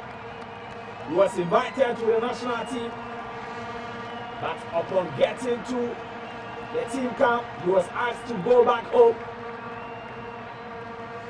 without. And there was Nick Watamada hitting the crossbar.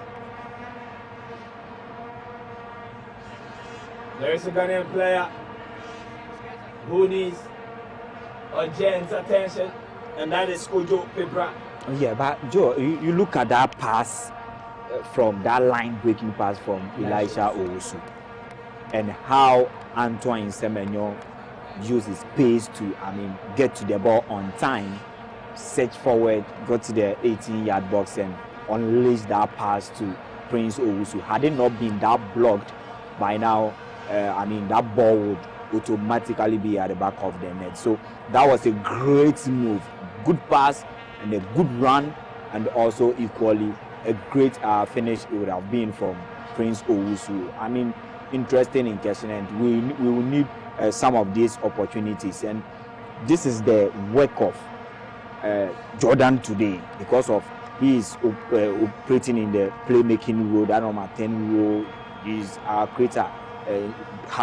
Depending on how we set up. So Mohamed Kudus, in the absence of Mohamed Kudus, the only player who can do this is Thomas Partey, and we've not seen Partey breaking the lines with his incisive passes. But that was just a super pass from Elisha Owusu, and that run by Antoine Semenyo, and also that attempt from Prince Eduno. I think it was just super, and a good one from the Black Stars. Nick Watamada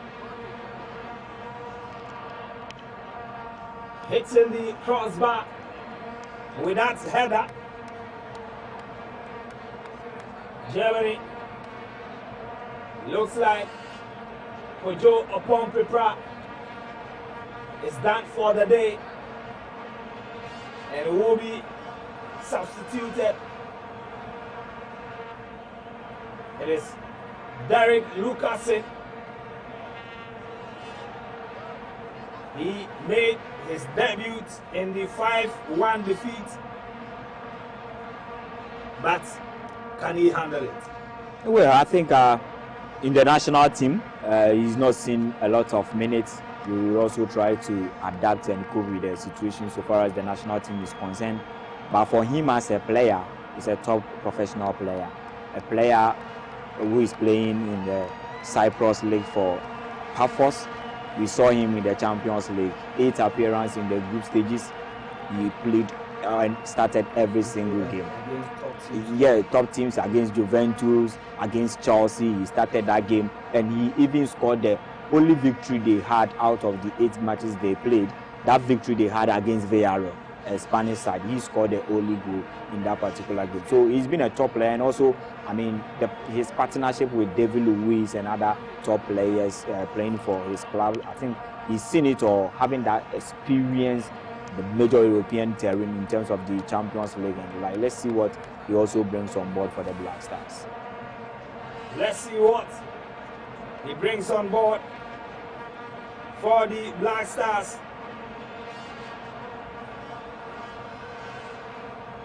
55 minutes of action inside the Stuttgart Stadium. But what are the numbers? What are the numbers saying? Germany seem not to be satisfied with the only goalie and are pressing for more. Styler back to Schlotterbeck. Tony Rudiger, formerly of AS Roma, Chelsea, and now wearing the white jersey for the biggest club in the world. There is no ambiguity about it.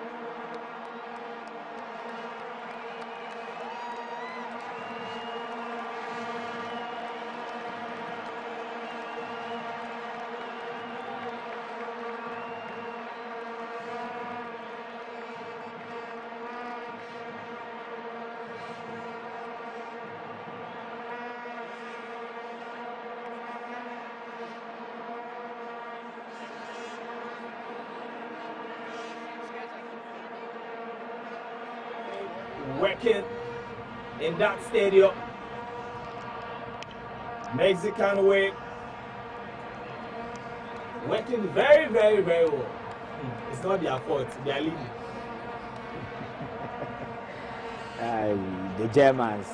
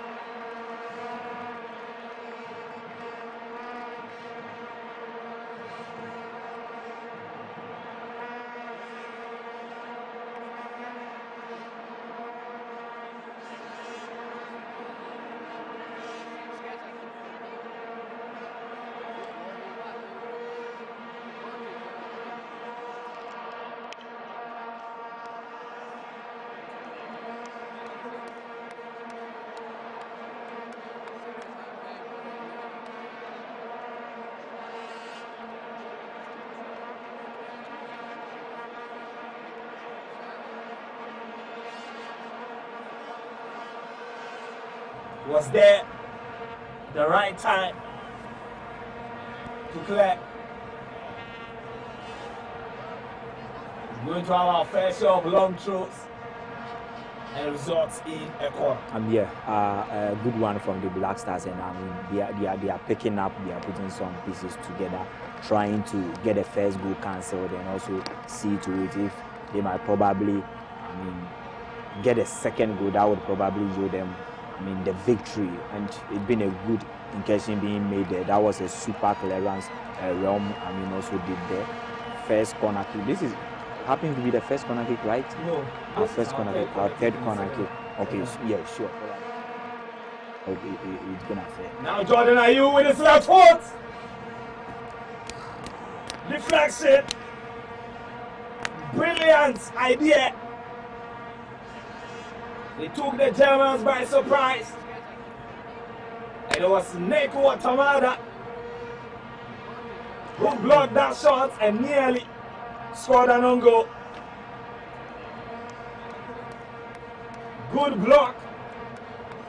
As long as the ball didn't land at the back of the net. Jordan will take the next corner kick, goes to the far end, but lands straight into the waiting arms of goalkeeper Nobel. The set piece gives me an idea of the Arsenal set piece, which is currently reigning in world football in the Premier League. There has been a lot of backlash, but whether I like it or not, it's something that they use to get a lot of goals. The only difference is that they didn't put a player on the goalkeeper where he presses the goalkeeper that when it comes to tight situations, they will not be able to save. But yeah, it's been a very decent one for them. I think the players are very confident. I didn't expect that. I expect that once a goal comes in, they will be, I mean, their confidence will dim a bit. But I think they are so very, very confident and matching them, matching them up man to man. If they continue like this, I don't know, but I feel like we could get a draw. It's only, the only difference that if we don't get those, the Jonas Ajete's blunder that's caused us the penalty, if that doesn't happen, I think we could be able to handle them and probably get a draw. In the worst case scenario, I think the 1-0 could be the final score if we are not able to get the draw. We stream live on Facebook, on X, on YouTube, and on GhanaWeb.com. That was a dangerous challenge from Elisha Owusu. Dangerous one happened right in front of the referee. Jordan seems to disagree with the yellow card, but the deed has been done. Foul taken. Free kick to be effected by the Germans.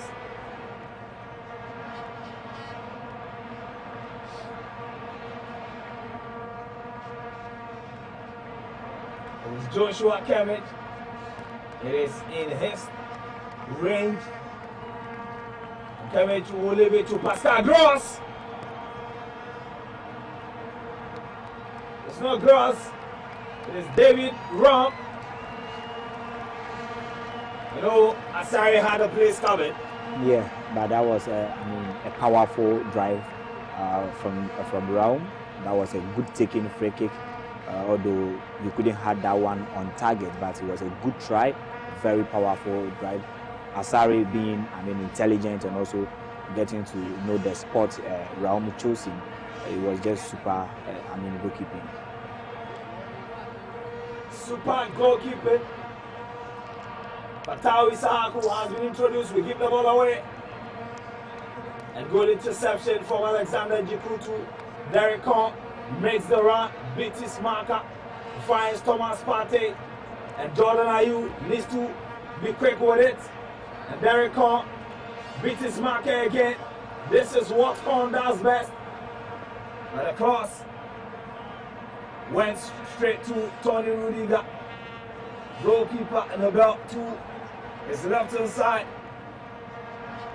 David Ram back to Schlotterbeck. And Elisha Owusu was there to intercept Katie Murenti. The pass was not good. Fatawi Sahaku back to Elisha Owusu. Now Ghana having some balance in terms of possession. Lucasen, Derek Kahn, Partey in midfield, back to Kahn. Partey will take responsibility again to Alexander Jiku. You need to be very careful. And Benjamin Asari. What the back pass? Caleb Renti nearly gave the ball away. Now Partey to Jordan. The passes, good play from Jordan Ayew to Antoine Semenyo. And Derek Cole wanted to make it. Attempted a very fast run. He nearly fell. Back to him. But Antoine Semenyo couldn't beat his marker. And the throw ends up going against Ghana. Yeah, I think Benjamin Asari has some wicked confidence here. And his kind of communication with the defenders is very serious. He has control. Yeah. That is control, and he's got a composure, he's got a confidence too as well. And that's what was keeping him going. That's what's keeping him going. Approaching the 70th minutes mark. And the reactions of Ghanaians on the timeline. Fadu George says Ghana is quite impressive. Dave Obo says so Kudus also played the World Cup game song. Lord Akisi says Vamos Asari. Kofi Papa. Alright, I cannot read this comment.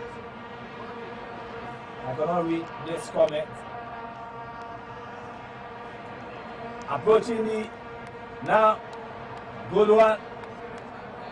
Jonas Ajete to Caleb Renti. He takes the ball back. And Thomas Partey is in there. Now the Black Stars are playing something. And Derek Cole missed a very good run. And go past Vogue. Derek Atokon. And Fatawi Saku!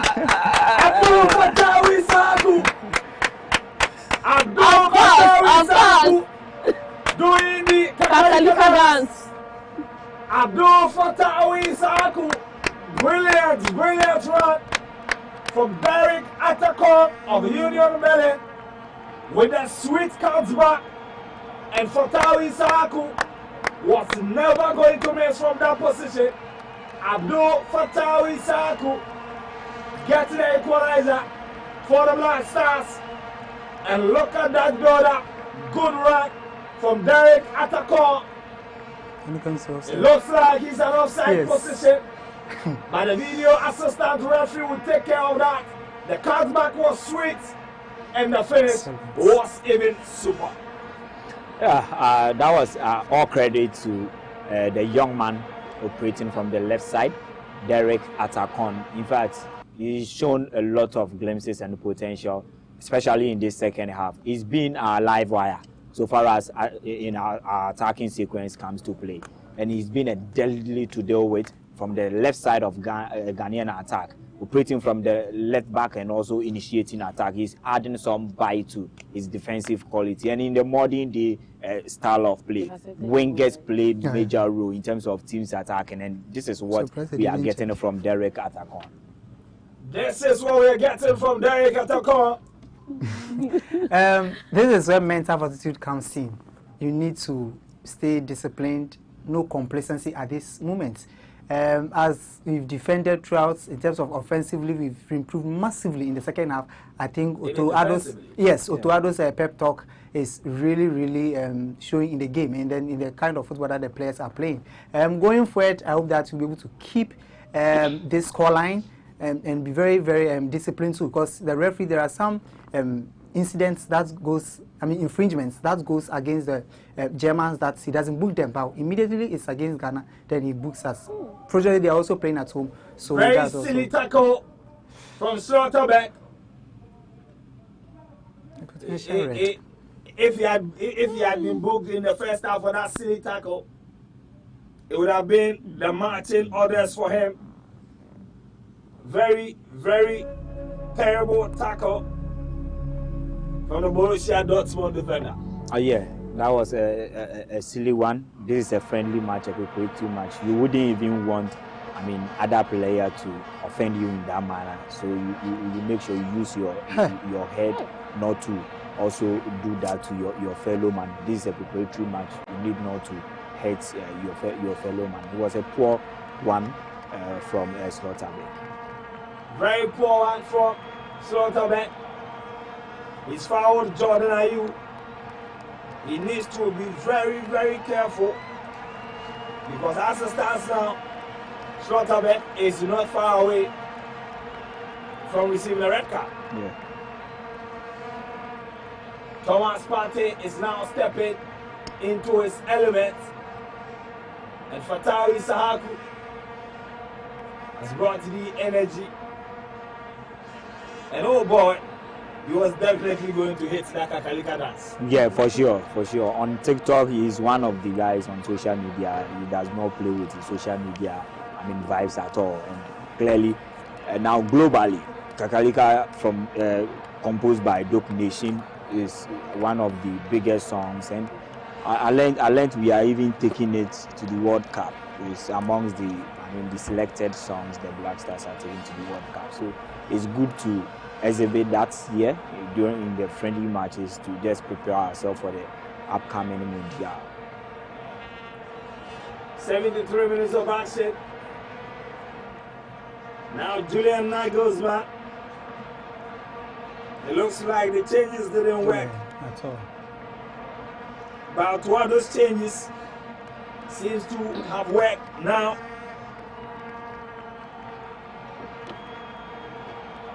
They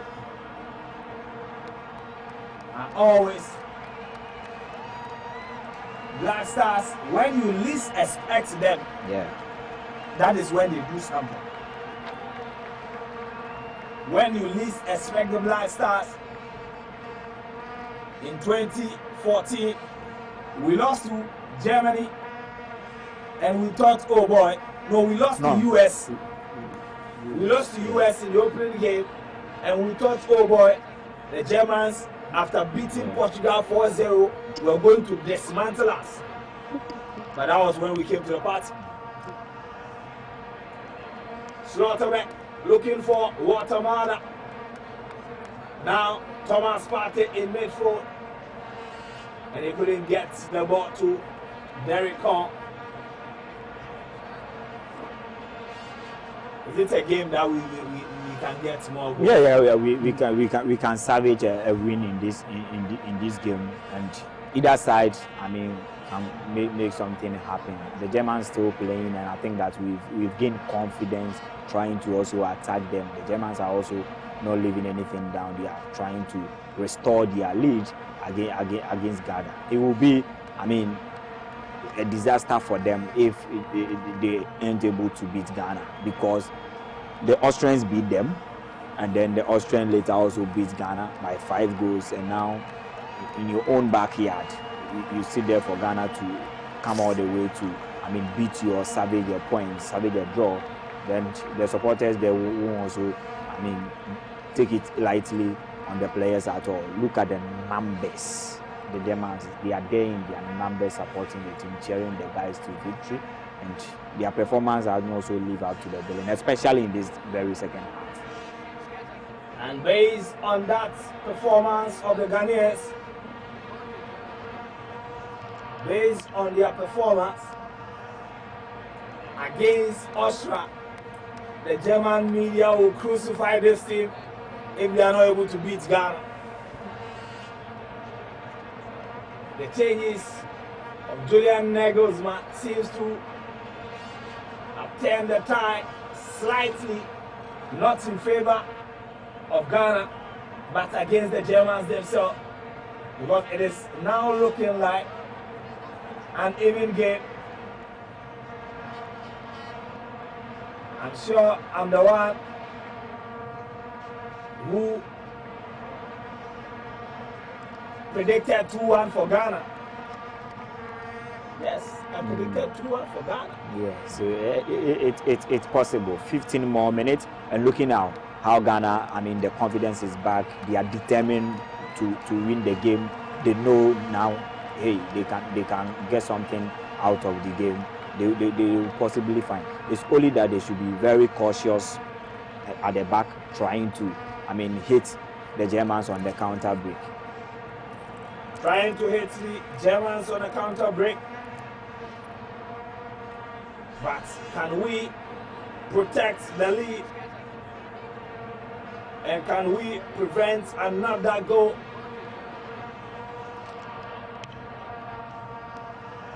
Germany. Now, the pressure is on Germany to score, Benjamin.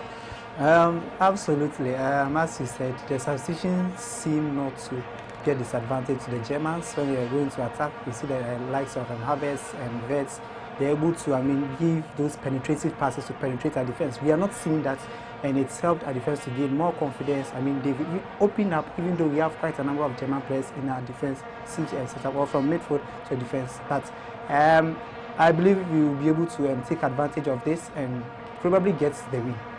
Now it's Guatemala. A little bit of miscommunication. But Asari is not going to care, because Jonas Ajete, notice Lucas Rada cleared the ball out of danger, but he ends up giving a corner kick. If we concede, it is a big deal. If we don't, it was a good clearance. Yeah, sure, probably so. So let's see how this corner kick also go.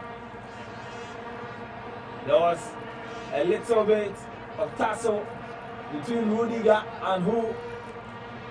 Thomas Partey. No, it is Lucas Rada. Leroy Sané is being introduced.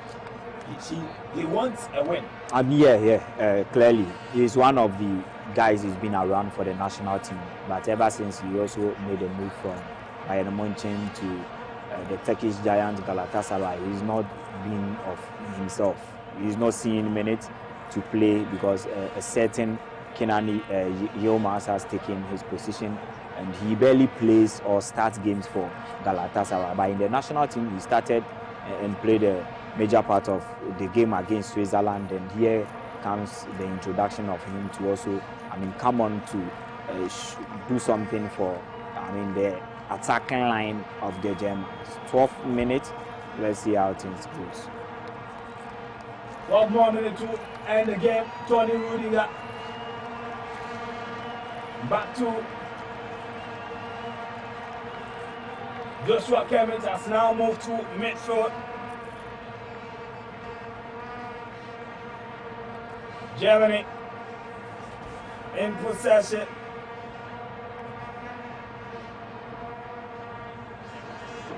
That's Fatawi Sahaku is joining the defensive line to at least protect the goal area. Leroy Sané's first action. Back to Schlotterbeck in midfield. Schlotterbeck goes to the far end. Back to David Schuh. Joshua Kimmich. Getting it all over. Jordan Ayew. Now to the left hand side again.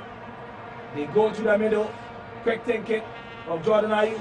Can we start a counter-attack? Fatawi Sahaku on the run again. And boy, the attack has been stopped with a timely intervention.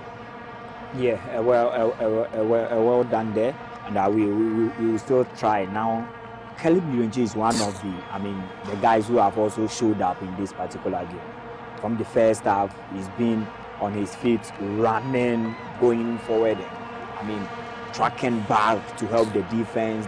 The first half, 5 defense we were playing, we played integral part, trying to search forward, and also he's not been able to, create any chance from the final third, but he's been solid, and the overall output of, so far as this game is concerned, is just super.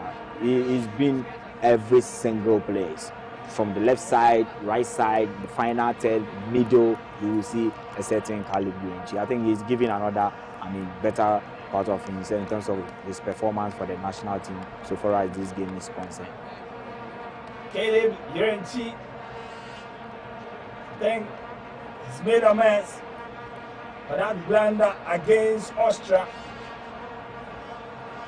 And he gave them goal away. 81 minutes of action, 9 minutes plus additional time to go. Black Stars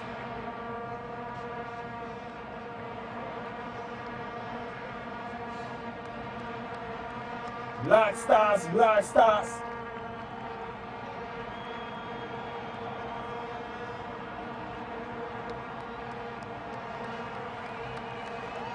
Hello, my goodness.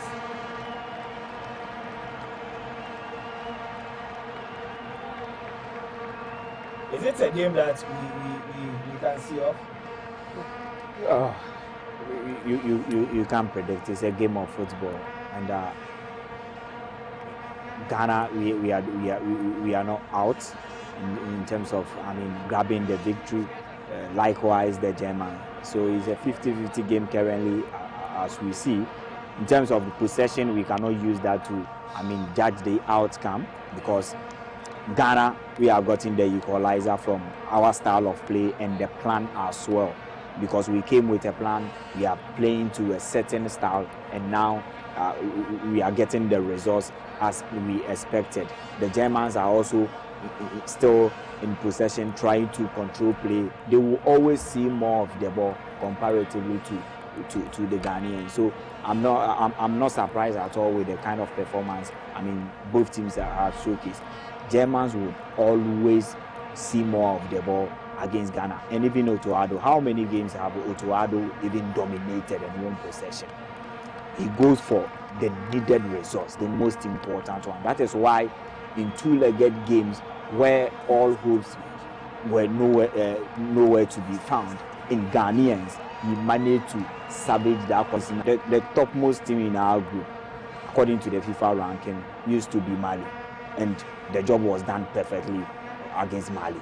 So this is some of the games you see Otoado trying to manage situations and salvage something, and this is what he's been doing. So I'm not surprised at all with the performance that he's put up, and credit also should be given to him because of the performance of the players. You cannot also take anything away from the technical man, because had they not gone this way, by now the story would have also been different. So Otoado, I think, thumbs up. He's gradually having his plan on point. The game is not over yet though, but so far I think that his plans is gradually working to perfection. His plans are gradually working to perfection. Tony Rudiger surging forward. Now the Germans are anxious for a winner. Germany waiting for a winner. Hello. Leroy Sani. Hello. Elisha Owusu. That was a very, very silly tackle. And there is video assistant referee. Silly tackle. No. And you got the ball. Yeah, you got the ball. It's a clean tackle. You got the ball. He is a lucky man. Yes, because that would have even resulted into another yellow card, of which you will see him off the field for the last 6 minutes to play. So that was a good tackle from Elisha Owusu.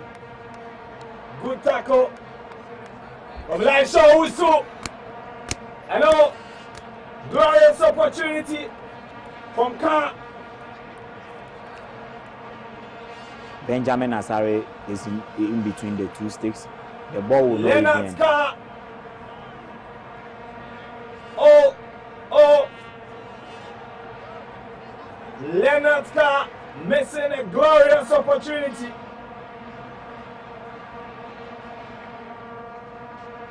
Leonard Scar missing a glorious opportunity. He puts the Germans ahead. Germans wanted. penalty. I think he kicked the ball before. Yeah, he kicked the ball before. Referee says no. No penalty at all. Now Germany fighting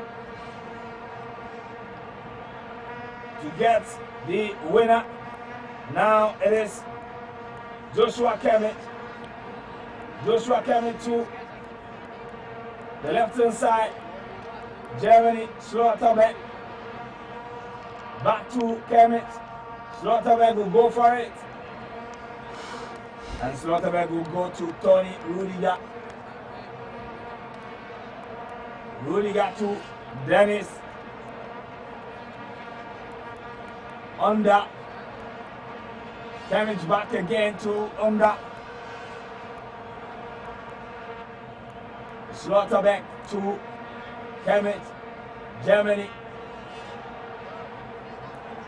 Building the attack as they fight to get to the winner, because a draw is not enough for them. Now they pin the Black Stars in their goal area like they did in the opening minute. Now it is Leroy Sani. Sani back to Kemet. Kemet, Sani, and it is Dennis Unda! Dennis Unda puts Germany ahead. Dennis Unda puts Germany back in front. And the Germans have restored their lead. Germany have restored their lead. Dennis Unda get to the second goal.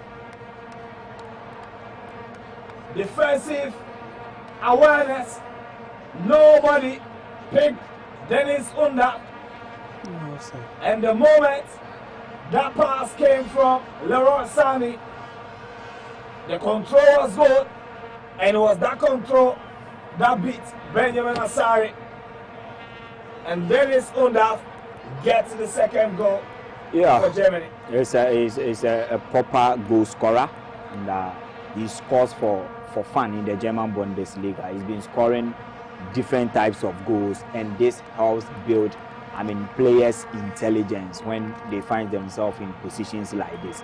And that first touch speaks what volume of a player he is, and no problem at all for him. He just slid the ball under the roof, and there was nothing absolutely Benjamin Asaro could have done to prevent that ball from entering.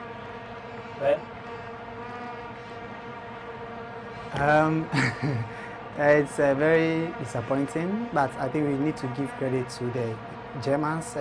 Coach William Nagelsmann also did well. He brought on Leroy Sani, and his play in terms of contributing to the attack has been very immense, and that also helped them in getting the lead. As he said, if they hadn't won this game against, especially on African side, I don't know what the German media would have done to the team, and then the coach especially. But I think it's a good game for the Germans, but a very disappointing one for Ghanaians. We expected at least a 1-1 draw, so that you could also use it to take some solace from the 5-1 that we lost against Austria. But unfortunately, we are losing. But the positive thing from this game is that we've seen massive improvements from the Austrian game in terms of their players and commitment, and then also performances from them. So that if these performances are kept up, I don't know whether they were competent against Austria or they underrated them, because the performance that they put up today is way different from what we saw in the first game. So yes, good game for the Black Stars. Positives have been taken. Portia, Germany get the second goal. And prediction didn't come to pass today. And I think this time around they've been able to keep their ball in possession for a long period of time. I think there's been some communication among their passes. And I think Benjamin Asari is doing very well, even though he wasn't able to concede some of the goals, but he still did better than previously. He still did better than the previous one. Thank you very much. I think today we surpassed our personal best of getting 20,000 live. At a point we are 30,000. So Julian Nagelsmann, it looks like now he's okay. Equalizer. Tao, it was Antoine Semenyo rather, but he couldn't get that ball on time. Yeah, barely a minute and few seconds to end the entire proceedings in Stuttgart. Is the new offside rule being proposed by Arsene taking effect because I thought it was an offside. Because the arm clearly was ahead of the defenders. The hand was, because you see Lukaku's goal disallowed because of his shadow. This will probably be Atakon leaves the field for a new player. Yeah. No, he's had a very good second half. Derek Atakon rated 7.1 by flash score. I think he should have been up. Yeah, I mean, he's seen a very good second half. Very good second half. Very good second half. But, Portia, is there something we can do to salvage this? At this point, to me, there's nothing we can do. We've tried our best. We've played our best. I think it's okay. Our game plan was able to be executed. So I think that's all. Better luck next time. This is not the end of our friendly matches. We still have more to play. And we still have more time to train ahead of our main World Cup matches. And I think maybe we might do better there. So kudos to all the players. All right, kudos to all the players. It is just Chinese. Just Chinese. Werner, natural mineral water. And referee Stuart Atwood ends the game. And Germany gets the win. A very scrappy win, I must say. 2-1. And it is just Chinese, Werner natural mineral water, and Ula's Enterprise. We are going to do a very quick exercise. Look, whatever you want to say, prepare. We take a quick break. When we come back, I'll open the phone lines like 10 minutes, and Ghanaians will say what's on their mind. Please, and please, no insult. Production, the moment someone tries to insult somebody, take the person off. My name is Joel Eshen. We'll be back after this short break.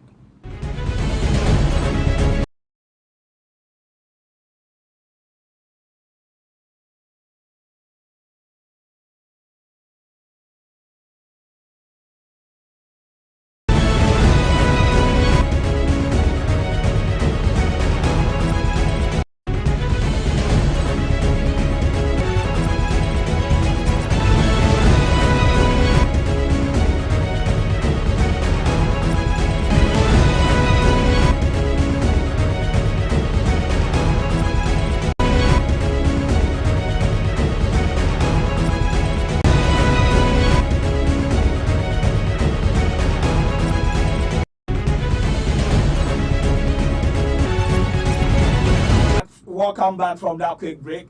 Sorry. Now let's get to the phone lines activated. Ghana losing by 2-1. I think that, you know, I'm not here to celebrate mediocrity, but comparing it to the game we lost, I think that we'll take this one like that. 0531-028765. 0531-028765. If you want to call via Zoom, that is the number and then the passcode on your screen. Please get the call rolling. And I think that some unfortunate thing will be happening during our live stream, and people are really talking about it. Please, on behalf see, it was not from us. It was not from us. Now let me take my first caller. Hello, your name and where you are calling us from. Hello? Hello? Hello, your name and where you calling us from? Hey, my name is Michael. I'm calling from downstairs. Hello, Michael.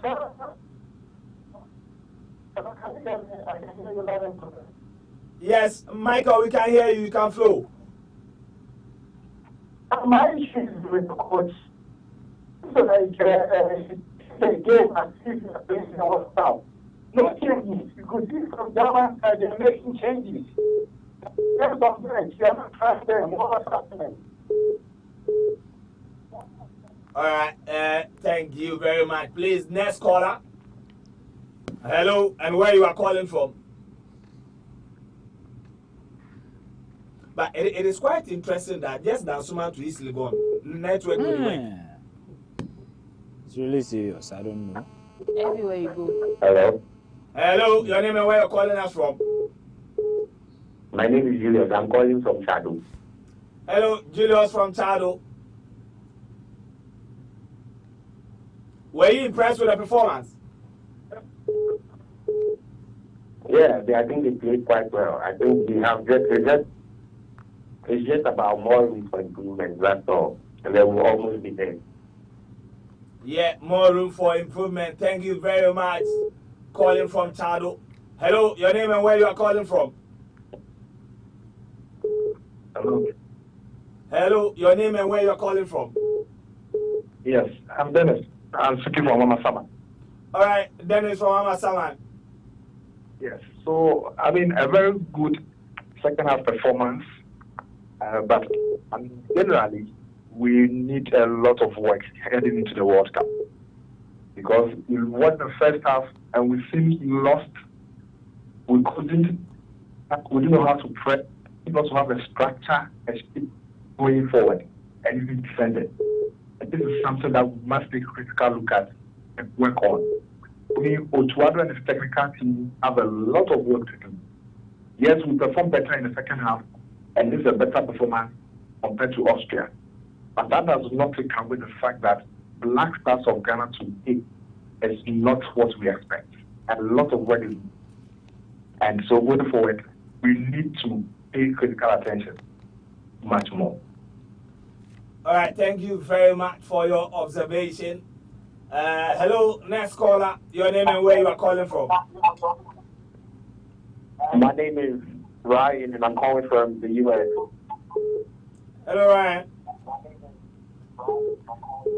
Yeah, how you doing? Yeah, I think it was, a good game, at least in terms of how the players were, like, on an individual level, the players are good, but I feel like there's not a lot of chemistry, Like, especially during counterattacks, I feel like the whole team needs to move together rather than, like, each player playing individually, Yeah.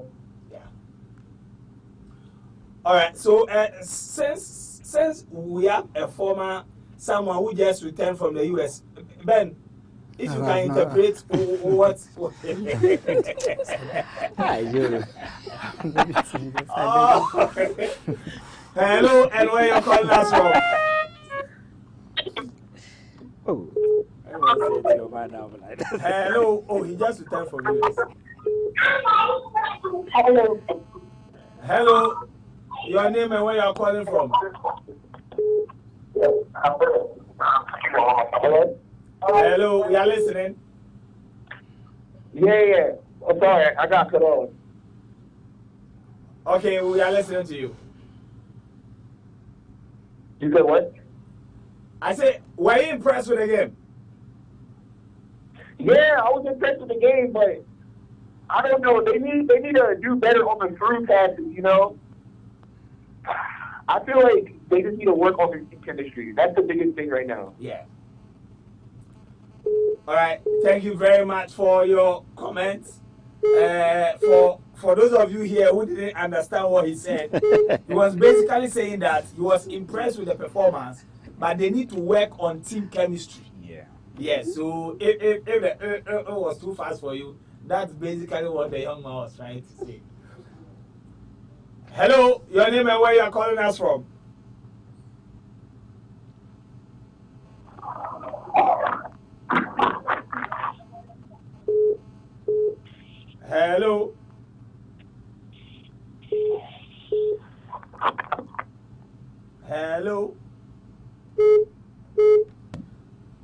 All right, so let me read some.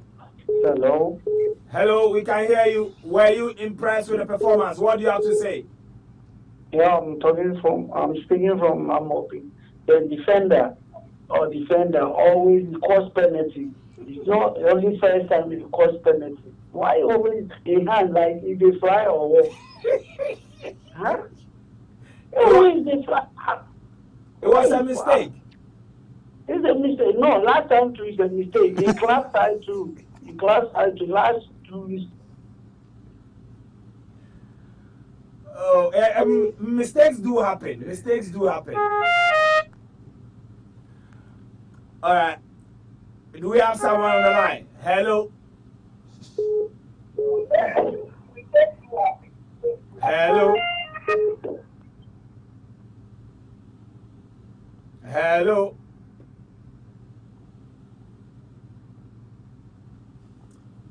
All right. It seems we. Hello. Do we have the caller on the line? All right. So let me read some few reactions.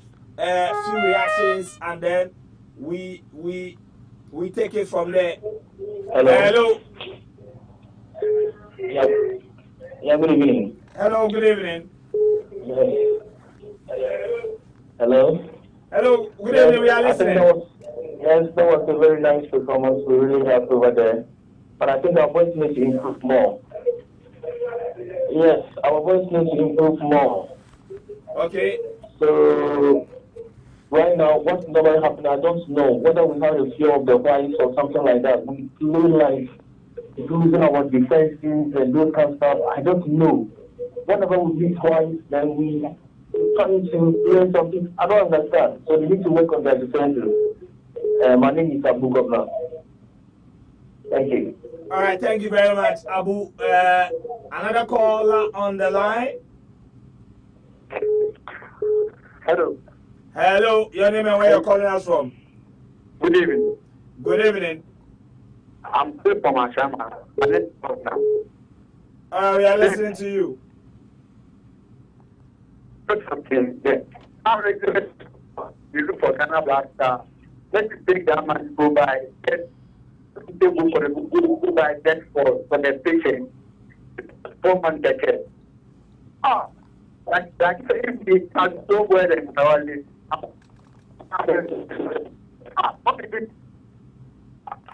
Like if they like the cash on my boy,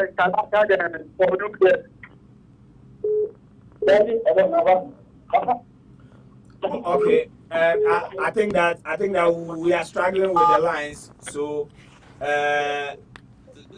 let us come back to studio. Thank you very much to anybody who called, and I think that we will definitely meet again. Black Stars will be playing, I think, in June, 2 more games, so definitely to be here to give you all the updates. Now, let me finish with you guys. Ben, what went wrong and right for the team? Just sum it up for me. For the rights, I believe Otuado took notes of his mistakes against Austria, and then coming into this game, he fixed some of them in terms of making some subs in the starting 11, and then also in terms of defensively, I think the players were more aware of what they were expected to do this time around as compared to what they did against Austria, where we lost 5-1, which was a very shameful scoreline for Ghana, especially the Black Stars, the Brazilian of Africa. Midfield, Thomas Partey, I think first half he was absent, second half he also came into the game, and then through him we were able to create some chances up front. Semenyo, I think this is one of the best games of Semenyo I've watched since he joined the Black Stars. He was everywhere on the pitch, trying to create chances, feeding the right backs, trying to get the crosses in. I mean, he was everywhere. Excellent game from Semenyo.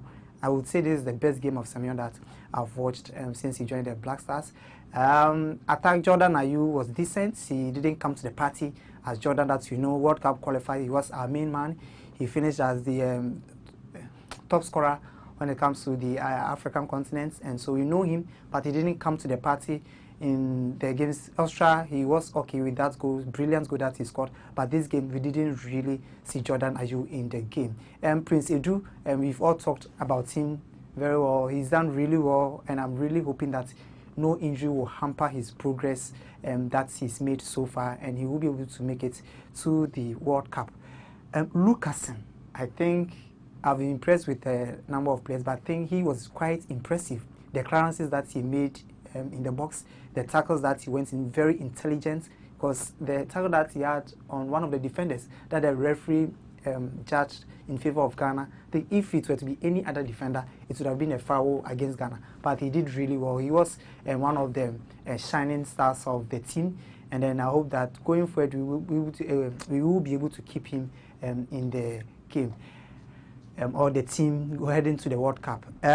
For the wrongs, I think defensively we started, we started like how we started against Austria, and that really didn't help us. The first 15 minutes was very abysmal on our parts. When we kicked the ball, we tried to attack them. Immediately they got the ball, they tried to attack us, and that's when we started to panic or fidgets, and then they were suffocating us with all sorts of attacks. And we were very lucky to survive that 15-minute moment. I think Benjamin Asare was also brilliant with the saves that he made. And so, yes, I think that is one thing. I think after the 15 minutes, Otuado opened up in the team, and we were able to match them from that moment through to the second half. The second half, I thought the goal would have dimmed their confidence, but they grew in confidence and they attacked them very well.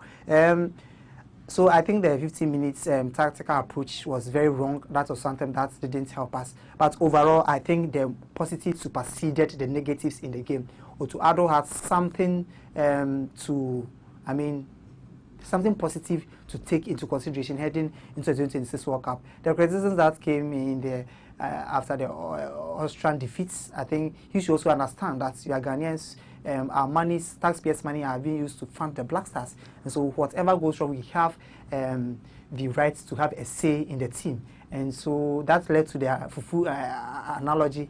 And it's something out of frustration that Ghanaians, you have to bear with him. But I think this is very positive, and as we've seen from him. There were criticisms about him playing at the right back, which is not his natural position, and it's a position where the Austrians used to score us. And I think coming to this game, he started as a midfield and later on pushed into the defense. He was excellent in defense in midfield as well. So yes, the positives supersedes the negatives, obviously. And I hope that the players that we've seen, the likes of Lucasen, the likes of Prince Kwabena Edu, these players will keep keen eyes on them and monitor their performances at the club level. And then going into the World Cup, we will be able to, make good use of them. My biggest disappointment is Senea Marvin. He blatantly snubbed Togo because obviously we've qualified for the World Cup. We'll get that exposure that will really help him. But he came into the team with a lot of controversy involving Ghana and Togo, where he officially chose us and he's coming. We've been complaining of lacking right backs. Otuado after Austria told us that we don't have a natural right back, and he's trying to fix. He's trying to fix the problem. That's why he's trying to play Caleb Irenchi there. And Irenchi does for when it comes to the attacking, but defensively, he has some shortcomings which really doesn't help us. So this player is in there. He's been benched for the first game, benched for the second game. No minutes given to him. I don't know how. He's one of the players who have joined the team for the first time. These are the players we expect to give them the chance. At least Austria, we knew that we were lost. There was no way we could have come back. Introduce him into the game, 80 minutes, 70 minutes, give him some minutes. But once you keep the player on the bench, it's very, very problematic. I don't know the decision or what went into that decision to keep him on the bench throughout the two games. It's very, very disappointing. We know him to be very good when he plays for the club side. But what can he offer us when it comes to the national team? We saw Jonas Ajete, these two penalty scores. I think it's not against Germany, for instance. It's not his fault entirely. But I think these players need to be given the opportunity. His hand was at the wrong place. At the how do we say that? Wrong place at the right time. Yes. Wrong place. His hand was just at the wrong place. Yeah. And there was no way. And there was no way he could have. He attempted to move his hand. So I don't think we need to really No. you know, not at all. Press him for yeah. that. No. But I think some Ghanaians have started calling him out on social media, obviously. Yes, but I think it's very good. So I think, the positives obviously are very good for Otuado going to the World Cup, and I believe we'll be able to build on this, the positive that we've taken from the German team, the German friendly, and then we'll be able to do much more better heading into the World Cup. All right, that is Benjamin Saki, Mr. FIFA. Yes. Let me come to you, Portia. Okay, so my take was I'll talk about the wrongs first. So actually, our defense, they were reluctant in our attack. They were also reluctant from the first half, and later on the second half, they all brought their game on. They all worked together. The defense, they did very well. And the goalkeeper, that's Benjamin Asari, he also did well with communicating with the defense very well. So, and he was able to there was no match goal conceived in both halves, and I think they did really well as compared to the one we played on Friday against Austria. And again, I'll talk about the good side. I think we had some promising players. That's Pepra. Then again, Sebo and Thomas Partey were not filling their matches very well, but in the second half, I think they manned up and they did very well. And again, Jordan has played against Germany in 2014, and I think he did well. He did well over there, and he knows how Ghana played against. He has been there before, so I think he playing here, he should have done better. I'm expecting a much positive results from him than what he did here, but at least they did well, and we are expecting something better in our next friendly matches in June.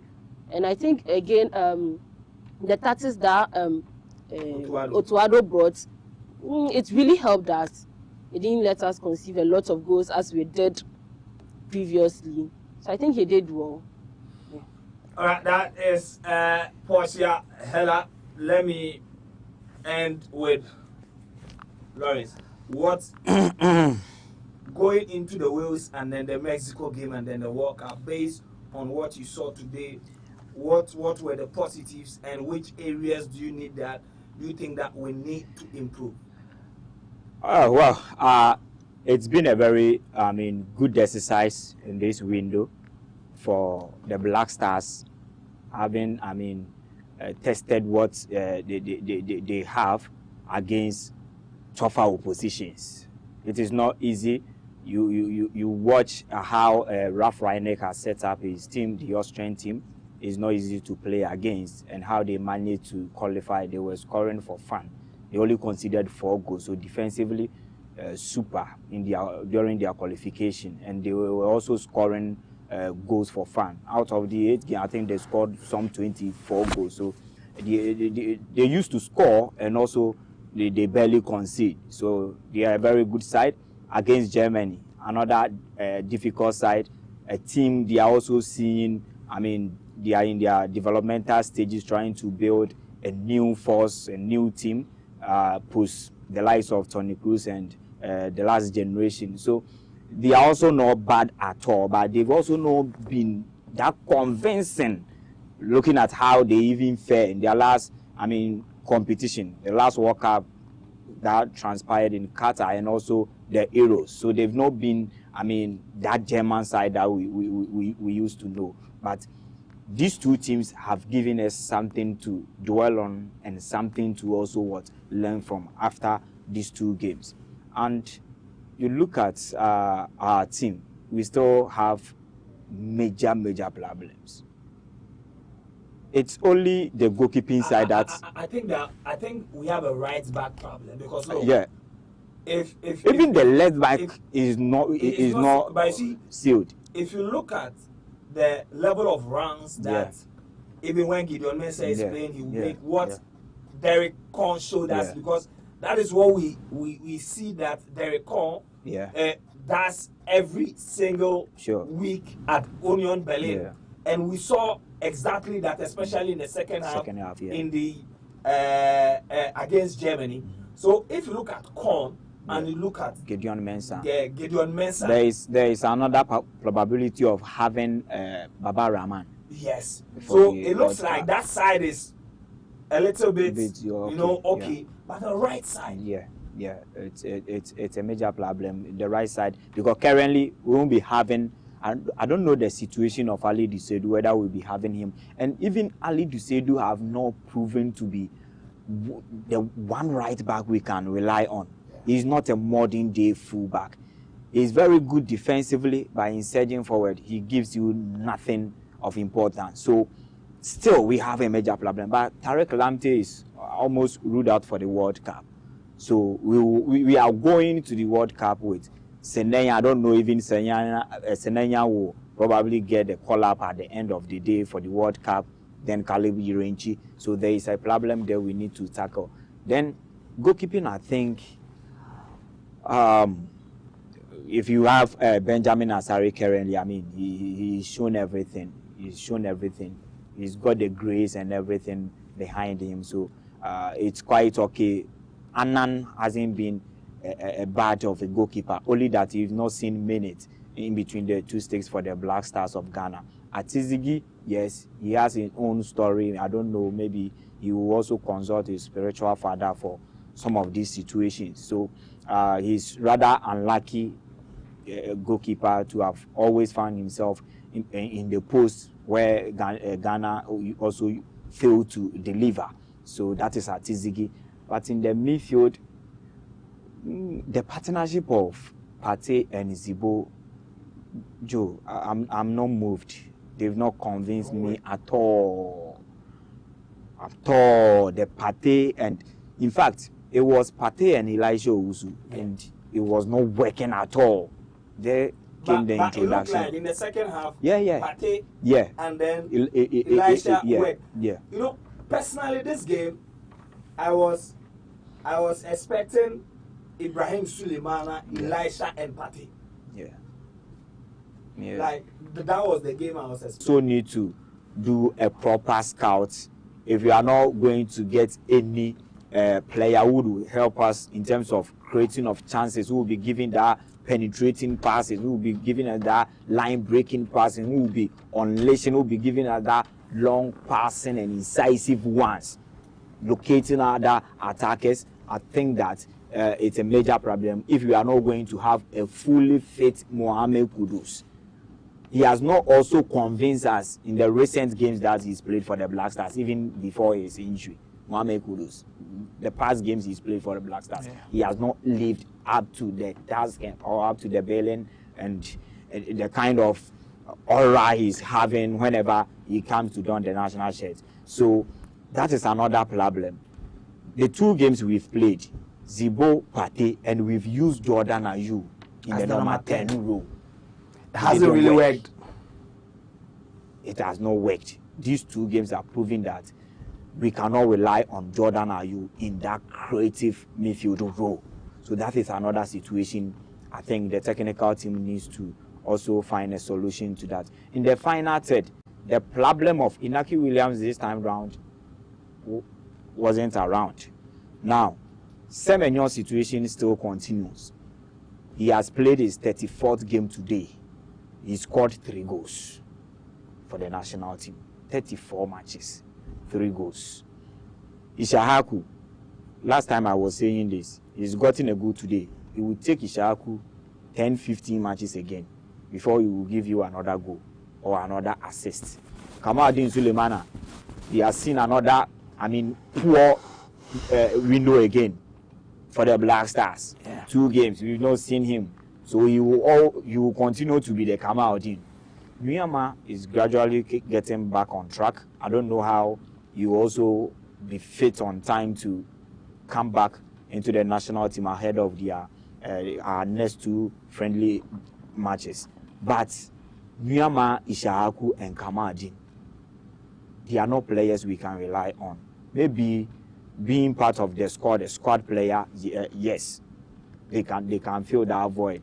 But starting games for us, they have never delivered. These 3 players, they will go, they will be absent, they will vanish. they will, I mean, you will not see them. One match, they will come and prove a point. The next countless games, you will not see them again. So we have another problem too with these players that we also need to tackle.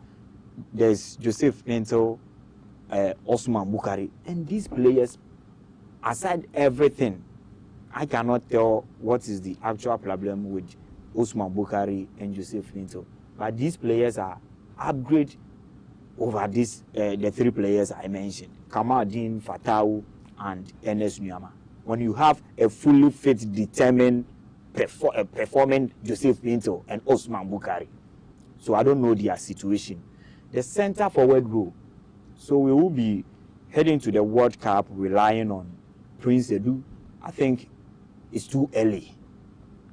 It's too early for us to give this huge task on the shoulders of Prince Edu. He's showing, I mean, prospects. He's showing that the potential is there. But at the world stage today, can we leave our center forward role on the shoulders of Prince Edu? It is no. He can be a backup, can be a squad player. When the need arises, we can fuse him there. He can improvise, yes. But currently, we cannot leave. If today we are playing against Panama, tomorrow it's against Croatia, England, whoever. I don't think he's a product we can rely on to bang in goals for us. That is another problem. So the World Cup there, the only hope we have, so far as our final third, options comes to play, is Jordan Ayew. But what about Brandon Thomas Asante? Yes, he's also, in fact, the guy is in blistering form for Coventry City in the English Championship. How has that guy also fared in the national team? He will give you the glimpses. He's a professional player. He will give the touches and everything you will feel. But the finish is the problem. So we will see how these players are coming together for the next international friendly window. They will fare in the set of Ghana, proud to, the Mundial proper. But it's really been a good exercise for the national team. The last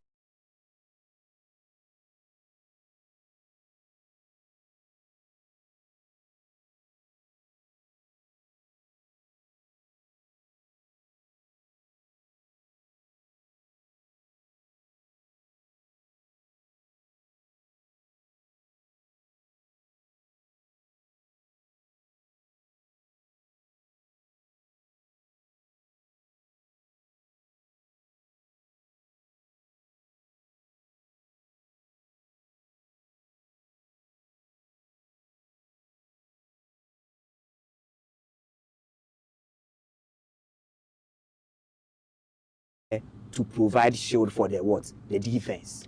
So if your defenders are swallowing in goals, you cannot apportion blame on the defenders alone.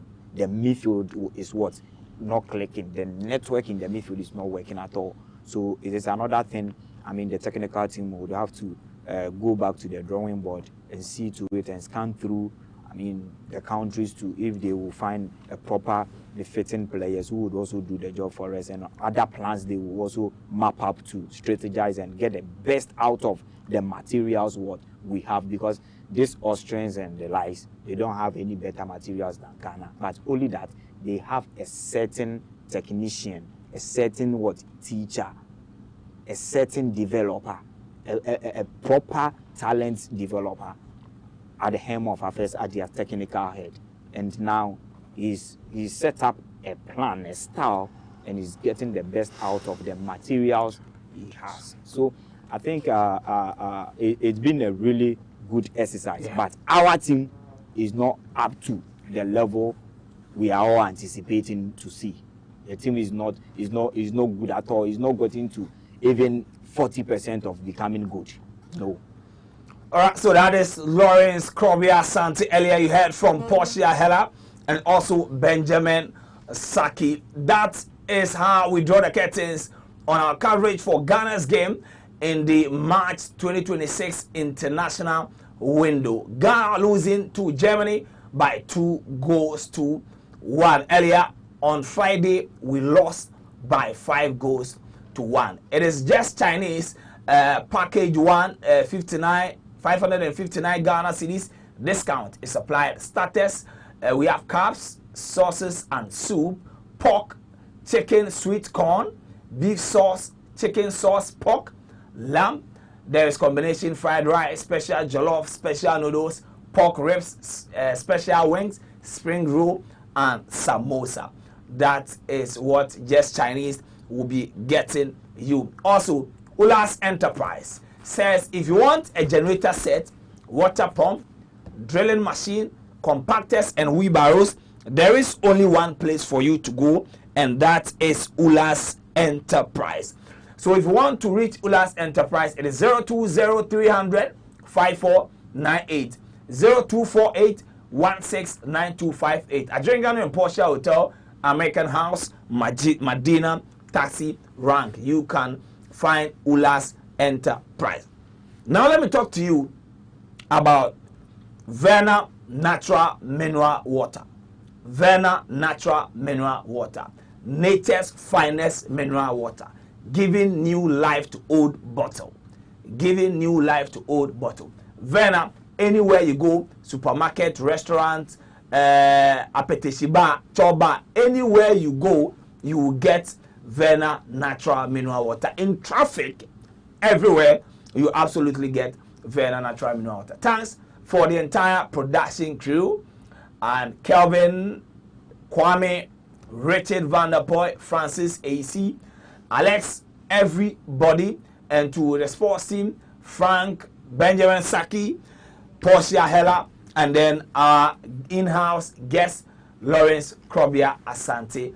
From all of us to you who did the watching, thanks very much. And also on behalf of my production crew and my director, I apologize for anything that happened on the screen whilst we were showing the game. It is not from us, it is from source where we were picking the game.